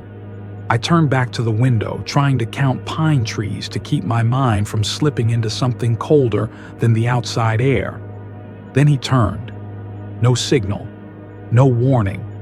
He simply steered off onto a dirt path, narrow, reddish, so tight the branches on either side scraped and screeched along the truck's body. "This isn't the road to Denver," I said. "It's a shortcut," Elias replied, eyes still fixed ahead. I looked at the path, if you could even call it that. It twisted like a snake's gut, tunneling deep into the forest. The ground was soaked, and the tires sank. No power lines, no markers, no sign anyone had ever come this way. "I think I'd rather take the main road," I said, trying to keep my voice steady. Elias didn't respond. He turned off the radio, which had been silent the whole time, then muttered something in a language I couldn't place. It might have been French, or Russian, or something older. Then suddenly, he spoke, his voice flat. "From now on, I don't want to speak English." I turned to look at him, but he didn't meet my eyes. His gaze was fixed on the road, or rather, the pitch-black nothingness ahead. We kept driving. The truck jolted over potholes, rocks, and broken branches. Mist had frosted over the windshield. The temperature had dropped. I could see my breath fogging up the window like smoke. Inside, the truck was the most terrifying silence I had ever known. Not because there was no sound, but because it made every other sound unbearably clear. The wind whistling through the door cracks. His fingers tapped lightly on the steering wheel. And, worst of all, my heartbeat slowed with every bend in the road. I no longer knew where we were headed, but one thing had become unmistakably clear. If I said the wrong word, if I moved at the wrong moment, he would not turn the truck around. The truck rolled quietly through the forest. There was hardly a road anymore, just two faint tire tracks pressed into the soft earth, leading into a fog so thick I couldn't see the trees on either side. Elias still said nothing. He didn't have to. The air spoke for him, dense, congealed like cold grease, reeking of pine sap, decayed leather, and cigarette smoke. We went deeper. There was no light except the sickly gray of dusk and the truck's dim high beams flickering as if they were about to die. I started to feel like I couldn't breathe, not from lack of oxygen, but because something inside my mind was screaming a sentence no one ever wants to admit. "You're not getting out of this forest." And then, he stopped the truck. Not a sudden stop. No reason. He just eased off the gas, let the truck coast to a crawl, and then brought it to a halt in the middle of nowhere. I could hear my heartbeat, clear as a war drum. Elias sat still behind the wheel, his entire body motionless, except his lips, which were moving, muttering. I glanced at him. Didn't dare turn my head fully. One side of his face lit up under the glow of the dashboard. The scar under his eye came into focus, and I realized it wasn't just a wound. It looked like a seam, like someone had once tried to open his face. I didn't scream, didn't fight. I did only one thing. I looked at him, not the look of a pleading victim. I looked at him as if I understood, as if I were part of something that had already rotted from the inside out. A quiet look, slow, unwavering, like I was staring into a foggy mirror, and in it saw something I didn't dare name. I don't know why I did it. Maybe because I had nothing left to lose. Maybe because I knew Elias didn't kill out of rage, not for money. He killed the way people smoke, out of habit. And like any habit, he hated to be thrown off rhythm. 1, 2, 3 minutes passed. Then Elias turned the ignition. He didn't look at me, didn't say a word. The truck began to turn around, as if the road ahead had never existed. We said nothing on the way out of the forest. Neither of us acknowledged what had almost happened. We just sat there, side by side, two strangers, silent, as if listening to a song that only a killer and a survivor could hear. Elias dropped me off right by the highway, where the first yellow streetlights began to flicker after nearly 2 hours of dead silence. No goodbye, no glance. He just stopped the truck, left the engine humming quietly, and waited for me to open the door and step out. I got out. My legs felt like rubber. The outside air was like a blessing. The smell of asphalt, the sound of passing cars, the scent of survival. I stood there, watching the old silver pickup disappear into the blood-red sunset, fading behind a bend in the road like a memory no one would ever believe was real. I never told anyone, never called the police, never spoke to friends, never wrote a blog post titled, "I hitchhiked with a killer." I buried it deep down in memory, as deep as a shattered piece of windshield glass, stomped flat and buried in dust on that backwoods trail. 13 years passed. I now teach evening art classes at a community college in Oregon. One student chose uncaught serial killers as the topic for a visual storytelling project. She opened her laptop and projected a slideshow, crime scene photos, timelines, and a face. I felt my skin go cold before I even understood what I was looking at. Him, Elias, or rather, Claude Merrick, a wanted man, suspected of killing at least 4 women across Colorado between 1996 and 2010. Almost no known survivors had ever seen his face. Almost. I stared at the picture, not because I needed to be sure, but because part of me had known all along, known and chosen to deny it. I don't remember his face clearly, but I will never forget the feeling of sitting beside him in that forest, the feeling that I had died once and been spared, just once.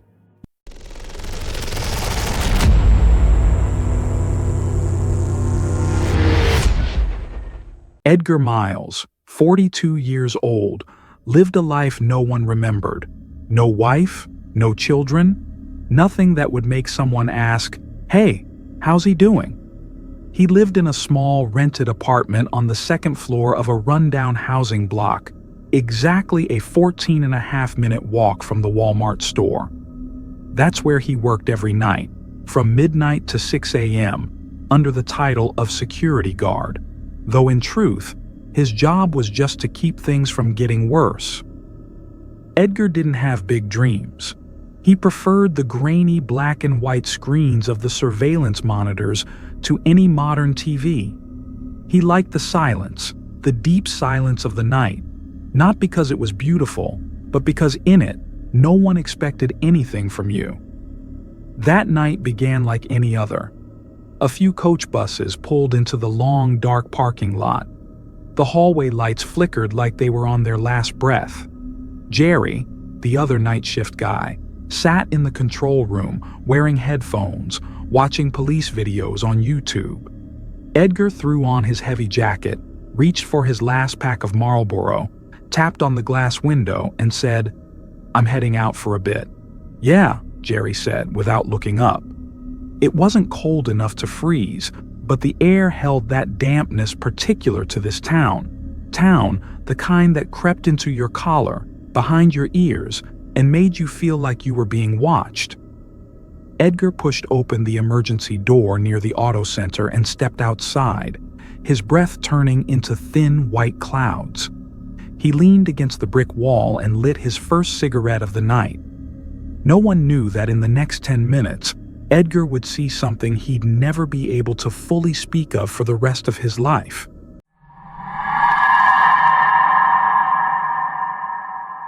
Edgar stood leaning against the cold concrete wall, his hand trembling slightly as he lit his cigarette. The first drag always brought with it a strange sensation, like coming back to life, and dying a little more at the same time. He took a long pull, closed his eyes, and listened to the buzzing of the high-pressure sodium lights, the kind of sound only night shift workers recognized, like the heartbeat of their own quiet world. The parking lot stretched out before him, a gray, desolate expanse.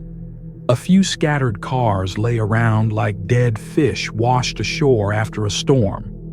The sickly yellow light from the lampposts cast faded streaks across the asphalt. Some bulbs had died completely. Others flickered weakly, as if gasping for their last breath. Then Edgar saw it. At the farthest corner of the lot, about 100 meters away, there were two cars, facing each other. No, not facing, back to back, their rear bumpers nearly touching. One was a shiny black SUV, large and pristine. The other, a beat-up silver sedan, probably early 2000s. One of those cars that people drive and never bother to wash again. Edgar frowned. The scene wasn't unfamiliar to him. Walmart lots often had teenagers pulling up to smoke weed, exchange something, sometimes even bodies. But this felt different. 3 men were standing around the open trunk of the SUV. They weren't laughing, weren't talking, just nodding, exchanging glances in silence. One man in a black hoodie was crouched down, holding something that looked like a cloth bag. The second guy wore jeans, stood near the sedan. The third stood slightly off to the side, wearing a baseball cap. His face was hidden. Edgar squinted. Even without a clear view, he knew that kind of invisible-at-night energy. Quiet, coordinated. Not like the loud kids revving engines. This had purpose. The man near the sedan stepped toward the SUV's trunk. Edgar watched him lean in to inspect something inside, hands on hips, with the posture of someone considering a purchase, like he was selecting merchandise. No one laughed. No one looked around. Not a single phone screen lit up. Then, suddenly, a movement so fast that Edgar instinctively leaned forward. The man in the cap pulled something from behind his back, maybe a bag, maybe a cloth, and flung it over the head of the man who was leaning in. Instantly, the man in the hoodie lunged forward, a glinting blade in hand, and stabbed. Once, twice, then a third, a fourth. The only sound Edgar heard was the ripping of fabric. No scream, no plea for help. It all happened in 10 seconds. But to Edgar, it stretched out like a winter dragging on inside a nameless, forgotten room.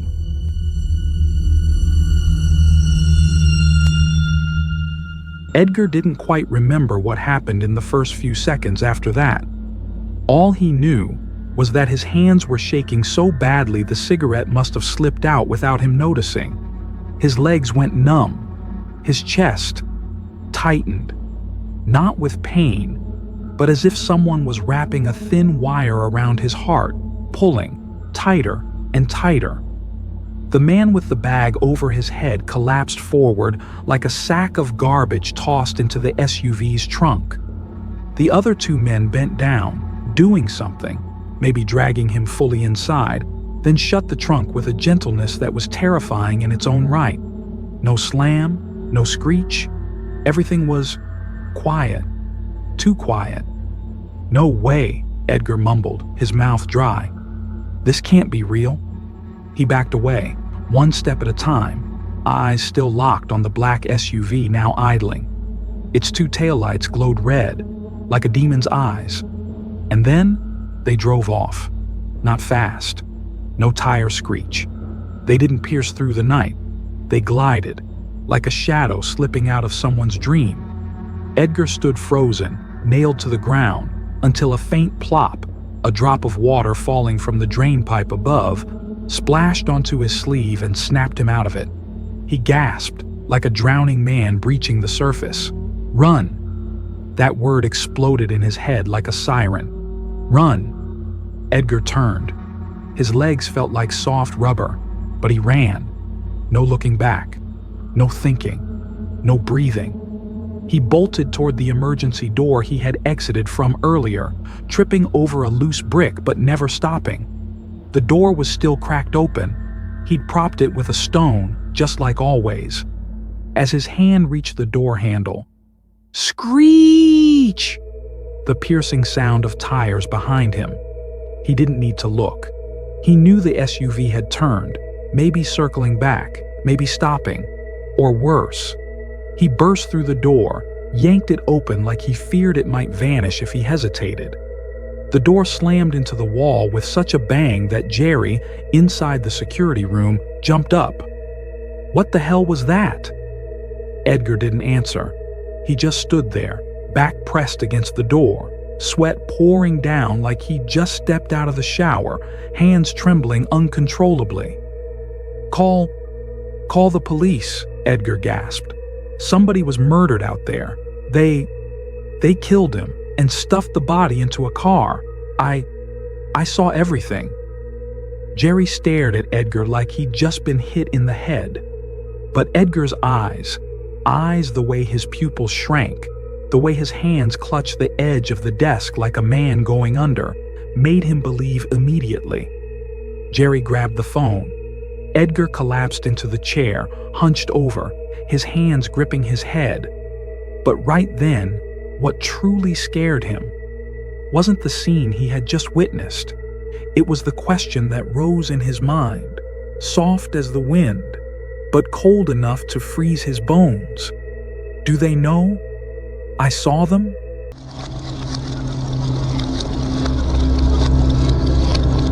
The police arrived in under 15 minutes. By the time they got there, daylight had broken, but the sun was just a pale, smudged yellow ball behind thick, gray clouds. The air was cold and dense, as if the night hadn't fully withdrawn yet. Edgar sat silently in the security room, holding a cup of cold coffee that Jerry had forced into his hands. His eyes stared straight ahead, but he wasn't seeing anything.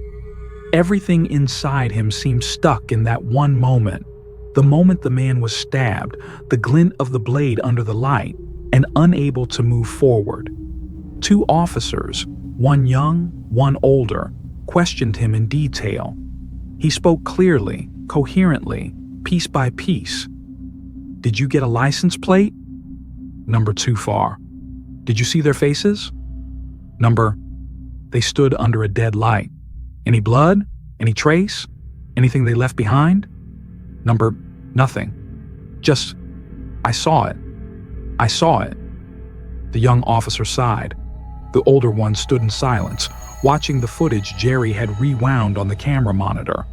All they had were 2 indistinct shadows on the edge of the frame, a vague motion, and then nothing. No license plate, no faces, no clues. The old sedan was still in the lot, empty, locked, nothing inside. They filed a report, took the footage, patted Edgar on the shoulder and said, "We'll investigate."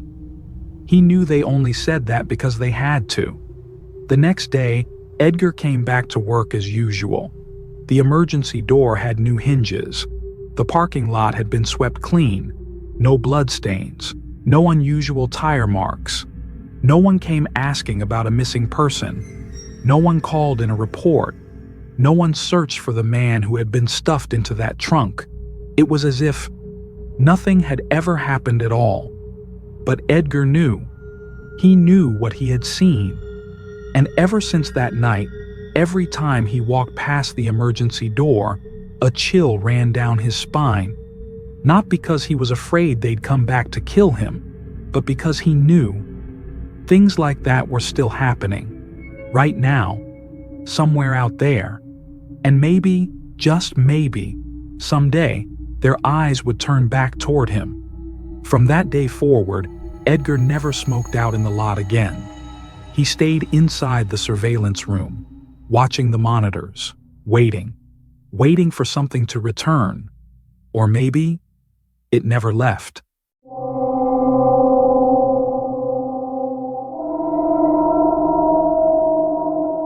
Clay Dawson never thought he'd live past 25, much less become a full-time employee at Walmart, surrounded by barcode scanners and young mothers arguing over coupons. This small town in Missouri didn't need people like him. Didn't need the kid who got expelled from high school for trashing the chemistry lab. Didn't need a young man with dyed red hair, a nose ring, and a background as messy as a rain-smeared page. But then something strange happened. A manager named Grant, old enough to have one foot in the grave, looked at him and said, "Everyone deserves a chance, but you only get one." Clay nodded. Not because he was moved, but because he had nowhere else to go. And then he pulled it off, cleaning up, lifting boxes, scanning barcodes. He shaved, cut his hair, quit smoking weed, and took out the nose ring. He lived properly, got home at 10, ate cold noodles, watched reruns of Seinfeld, then slept. Sometimes he dreamed of the old days, nights of chaos with Jack, Robbie, and Sean. He dreamed of fire, of shattering glass, of barking dogs. But then he'd wake up, drink weak coffee, and fold the dream away like an old shirt, shoving it into the back of a drawer. Clay didn't think the past could catch up with him. Until one evening, while he was stocking soda bottles in aisle 9, a strange man appeared at the far end. He didn't pick anything up, didn't ask for a price. He just stood there, staring, as if he'd known Clay for a very long time. And from that moment on, Clay knew. A new skin couldn't mask the scent of old ashes.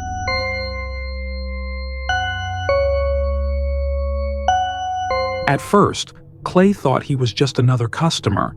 Hundreds of people came and went at Walmart every day, from sleep-deprived housewives to college kids buying instant noodles at midnight. But this guy was different. He didn't look at the shelves, didn't step inside. He just stood at the end of aisle 9 and stared at Clay. That look, silent, calm, without anger or pity, felt like Clay was an old photograph pulled from a box that the man had kept hidden for years. Clay swallowed hard, tried to act normal, and kept stacking Coke bottles on the shelf, but his heart skipped a beat. The man, he didn't know his name, said nothing, didn't blink. After a few seconds, he turned around and walked away. Clay thought it was over. He was wrong. The next day, the man came again, stood in the same spot, same way of looking, through the clothes, through the flesh, as if he knew exactly who Clay was, not now, but then. On the third day, Clay started losing sleep. Every time he closed his eyes, that gaze burned into his memory. Not hateful, not deranged, but too aware. He began staring longer into the mirror each morning, as if trying to spot the part of his face that revealed his guilt. On the fourth visit, the man approached. No tap on the shoulder, no smile. He simply stood next to Clay and pulled out his phone like he was checking a discount. But when Clay glanced over, he saw the screen. A photo of a German shepherd lying on a carpet, its head resting on a man's leg. Then the man spoke, his voice low like cigarette smoke. "Do you remember me?" Clay flinched. I'm not sure." The man gave a faint smile. Not sad, not angry. Just the kind of smile that said Clay had confirmed exactly what he needed to hear. "Not surprised. You were just a kid back then." Clay's stomach twisted. "We had a dog. Her name was Elsie. Rescue dog. Back legs were paralyzed from abuse. But she was smart. Loyal." His voice dropped. "That night, we went out to get pizza. 15 minutes. When we came back, The house was gone. The whole block was a sea of fire. Clay couldn't speak. His throat felt stuffed with dry sand. Elsie was trapped inside. She couldn't crawl to the door. She was right there, by the living room door, less than 2 meters from the exit. The man turned to Clay. "Do you know what a dog sounds like when it screams while burning alive?" Clay looked down at the floor, feeling like a hand had pressed down on his chest, slow and crushing. "No. Yeah, I can't forget it either." And then the man walked away. No waiting for a reply. No threats were spoken. But Clay knew. That was even scarier than a threat.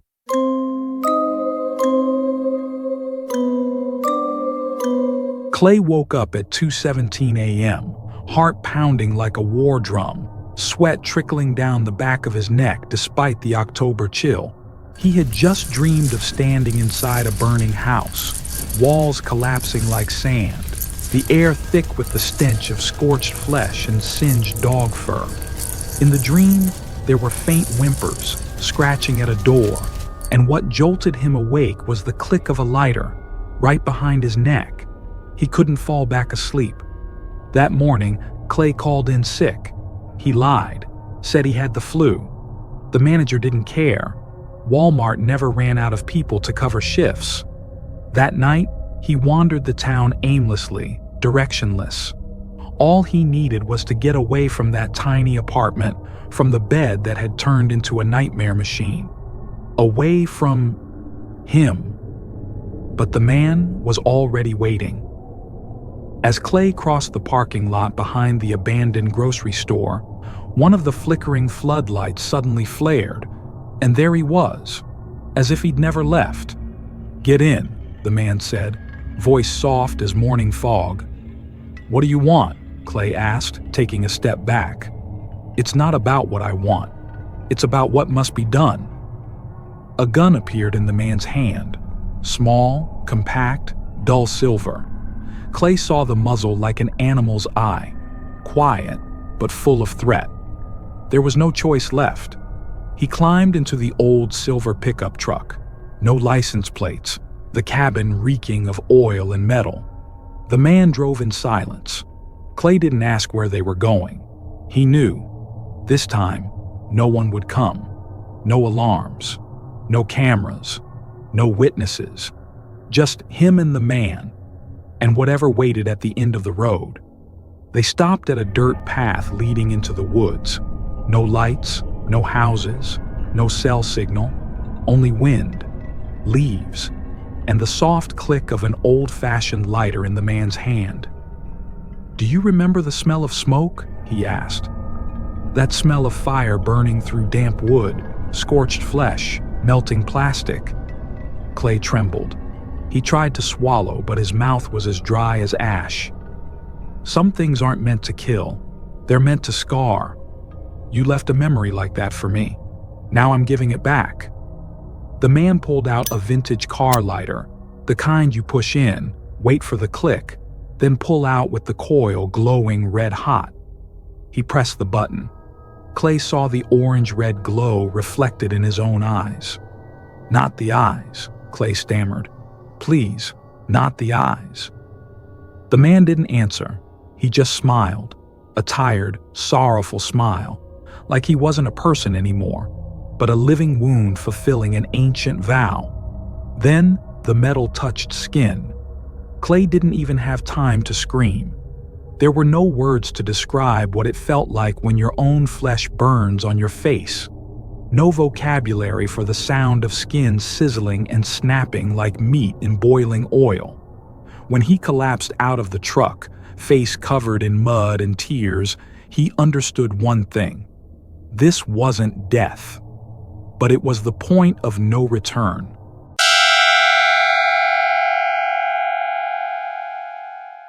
Clay woke up in a hospital. The harsh white light above made him think he was dead. But no. The dull, pulsing pain on his left cheek told him he was still alive, though maybe he shouldn't be. The doctors called it third-degree thermal burn, a patch of skin completely destroyed. They had to graft a piece of skin from his thigh onto his left cheek, a piece of his own flesh, stitched into a misshapen circle, now fused to where his face used to be. He didn't cry. He didn't scream. He didn't speak. He just sat there, staring at the hospital room wall as if waiting for the man to come back. But no one came. The man had vanished. The police had nothing to investigate.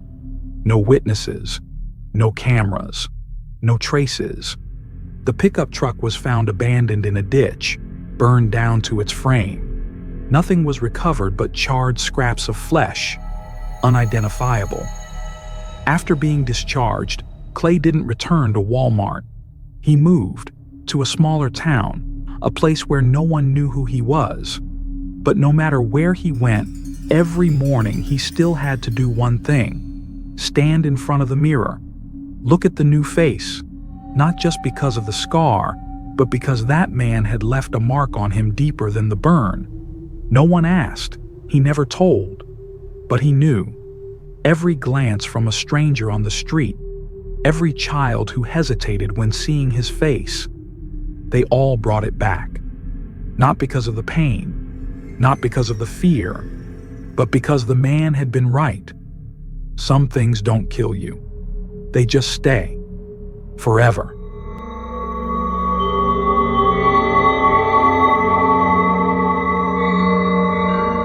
Derek Hanley had no friends. Not the kind of quiet that comes from being too smart, nor the kind of weird that draws attention. He was just faint. He drifted through school years like a shadow barely clinging to the classroom wall, always there, but never remembered. His parents divorced when he was young. His father vanished westward.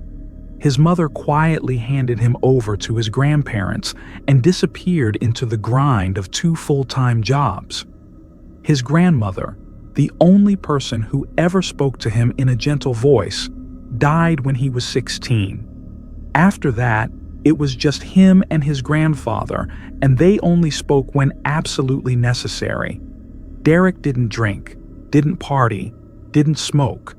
All he had was an old laptop, a pair of peeling headphones, and a single bed by a window that looked out over an empty parking lot. At night, he sat for hours scrolling through obscure forums, places without profile pictures, where people typed their fury in cold clinical syntax. Derek didn't kill animals, didn't bully anyone. He didn't rebel, didn't vandalize, didn't challenge. But he did one thing religiously. He observed. He listened. He took notes. And day by day, week by week, he accumulated something inside, a murky sediment of rage and warped idealism that even he couldn't define.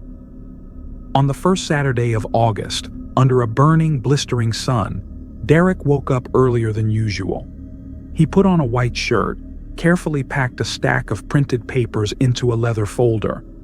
Without saying a word to his grandfather, he drove out of Allen, Texas, with no map, only a destination clearly fixed in his mind.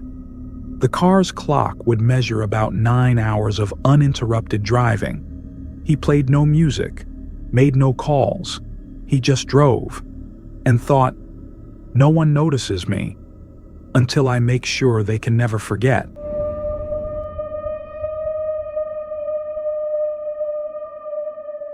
"9:07 a.m. The parking lot of the Walmart on Zaragoza Avenue was starting to fill up. Young mothers pushed carts full of diapers, orange juice, and toilet paper. An elderly man struggled to tie his dog to a "no parking" sign before heading in for heart medication. A young couple debated over which weekend sale coffee to buy. No one noticed Derek Hanley. His weathered silver sedan slid into a corner spot beside a row of trees, quiet as a shadow slipping into still water. Derek killed the engine and remained seated for nearly half an hour. He wasn't anxious. He wasn't nervous. He was just waiting. He grabbed an orange he had left in the car the day before and peeled it with his fingernails. Juice clung to his fingertips, which he wiped on his white shirt, wrinkled collar, sleeves rolled to the elbows. Then he opened his leather case and pulled out a battered laptop. It booted slowly, like a machine gasping for breath. The keyboard was dusty. The cooling fan wheezed softly. Derek connected to Walmart's public Wi-Fi. He opened a hidden board on 8chan. No name, no avatar, just words and words and words. He created a new thread, a short title. It's time. In the post, he wrote, "It's not because I hate. It's because I understand. This is the truth no one wants to face. And I will hit send so you can't look away anymore." He attached a PDF, 17 pages. Title, "The Inconvenient Truth." The post was taken down in 40 seconds, but that was enough. Hundreds downloaded it, reshared it, and saved it in the dark corners of the internet. Derek didn't care. His job wasn't to convince. His job was to prove. 10:14 a.m. He closed the laptop and left it on the back seat. He pulled a black bag from the trunk. Inside, a semi-automatic rifle, a cheap nylon shoulder sling, and a few loose magazines inside an old shoebox. He put on a light jacket, slipped on the sling, tightened it like adjusting a school backpack. 10:16 a.m. Derek stepped out of the car. Dust clung to his sneakers. Sweat darkened the underarms of his white shirt. He walked past rows of parked cars, past a mother holding her child, past 2 Walmart employees pushing carts. No one looked at him. No one asked anything. The sliding doors opened. He stepped into Walmart like anyone else. But in his hands, beneath that jacket, was something none of them could imagine. A storm, a blood ritual, and 3 minutes that would redefine his entire life and the life of this entire city.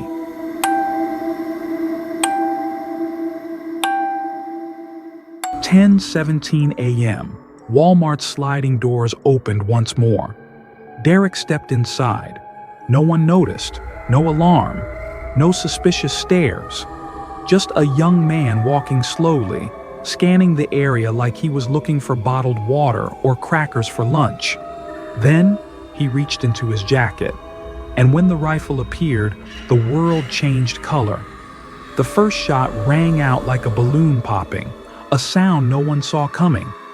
A woman collapsed near the produce section, an apple rolling from her hand, spinning through a pool of blood like a slow-motion scene in a film. A baby in a shopping cart screamed. The father turned, too late. Derek moved without haste, without panic. He didn't run, didn't shout.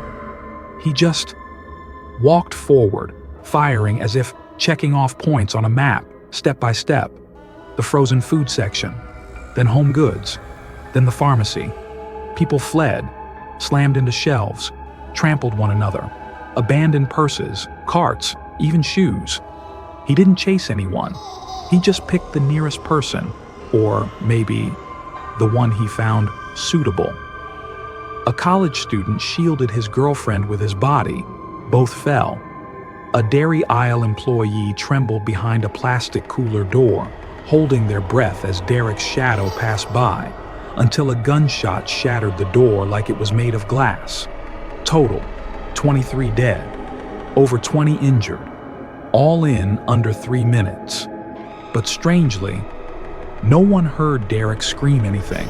No slogans, no manifesto, not a single word, only silence. The terrifying silence of someone who had thought about this for far too long, far too thoroughly, until it was no longer an act, but a ritual. 10:20 a.m. Derek walked back out into the parking lot. The sunlight fell over his head, brilliant and indifferent, as if nothing had happened. He saw 2 police officers standing beside their motorcycles. He raised his hands, like a child caught sneaking candy. When they looked at him, hands still raised, he simply said, "I'm the one you're looking for." Then he bowed his head and smiled. No blood, no resistance. Not once did he look back.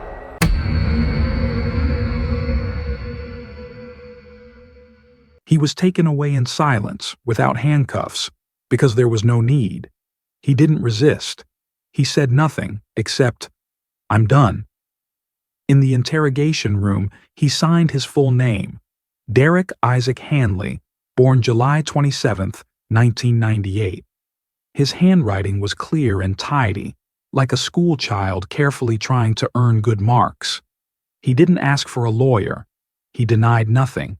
He confessed to everything: the rifle bought online, the ammo pre-ordered 2 months prior, the interstate drive, and the manifesto. He insisted on that term, not a plan, not a diary, but a rejected truth. When the investigator asked if he felt any remorse, he simply stared at the ceiling and smiled. "No. I feel at peace. Like waking up after a long fever."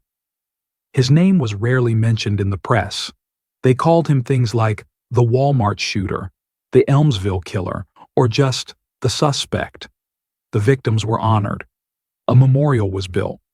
Annual services were held. But in the hearts of the survivors, that name, Derek, still lingered, like a stubborn ink stain no one could scrub away. One 9-year-old girl, injured but alive, shared in therapy. "I didn't see him, but I heard his footsteps.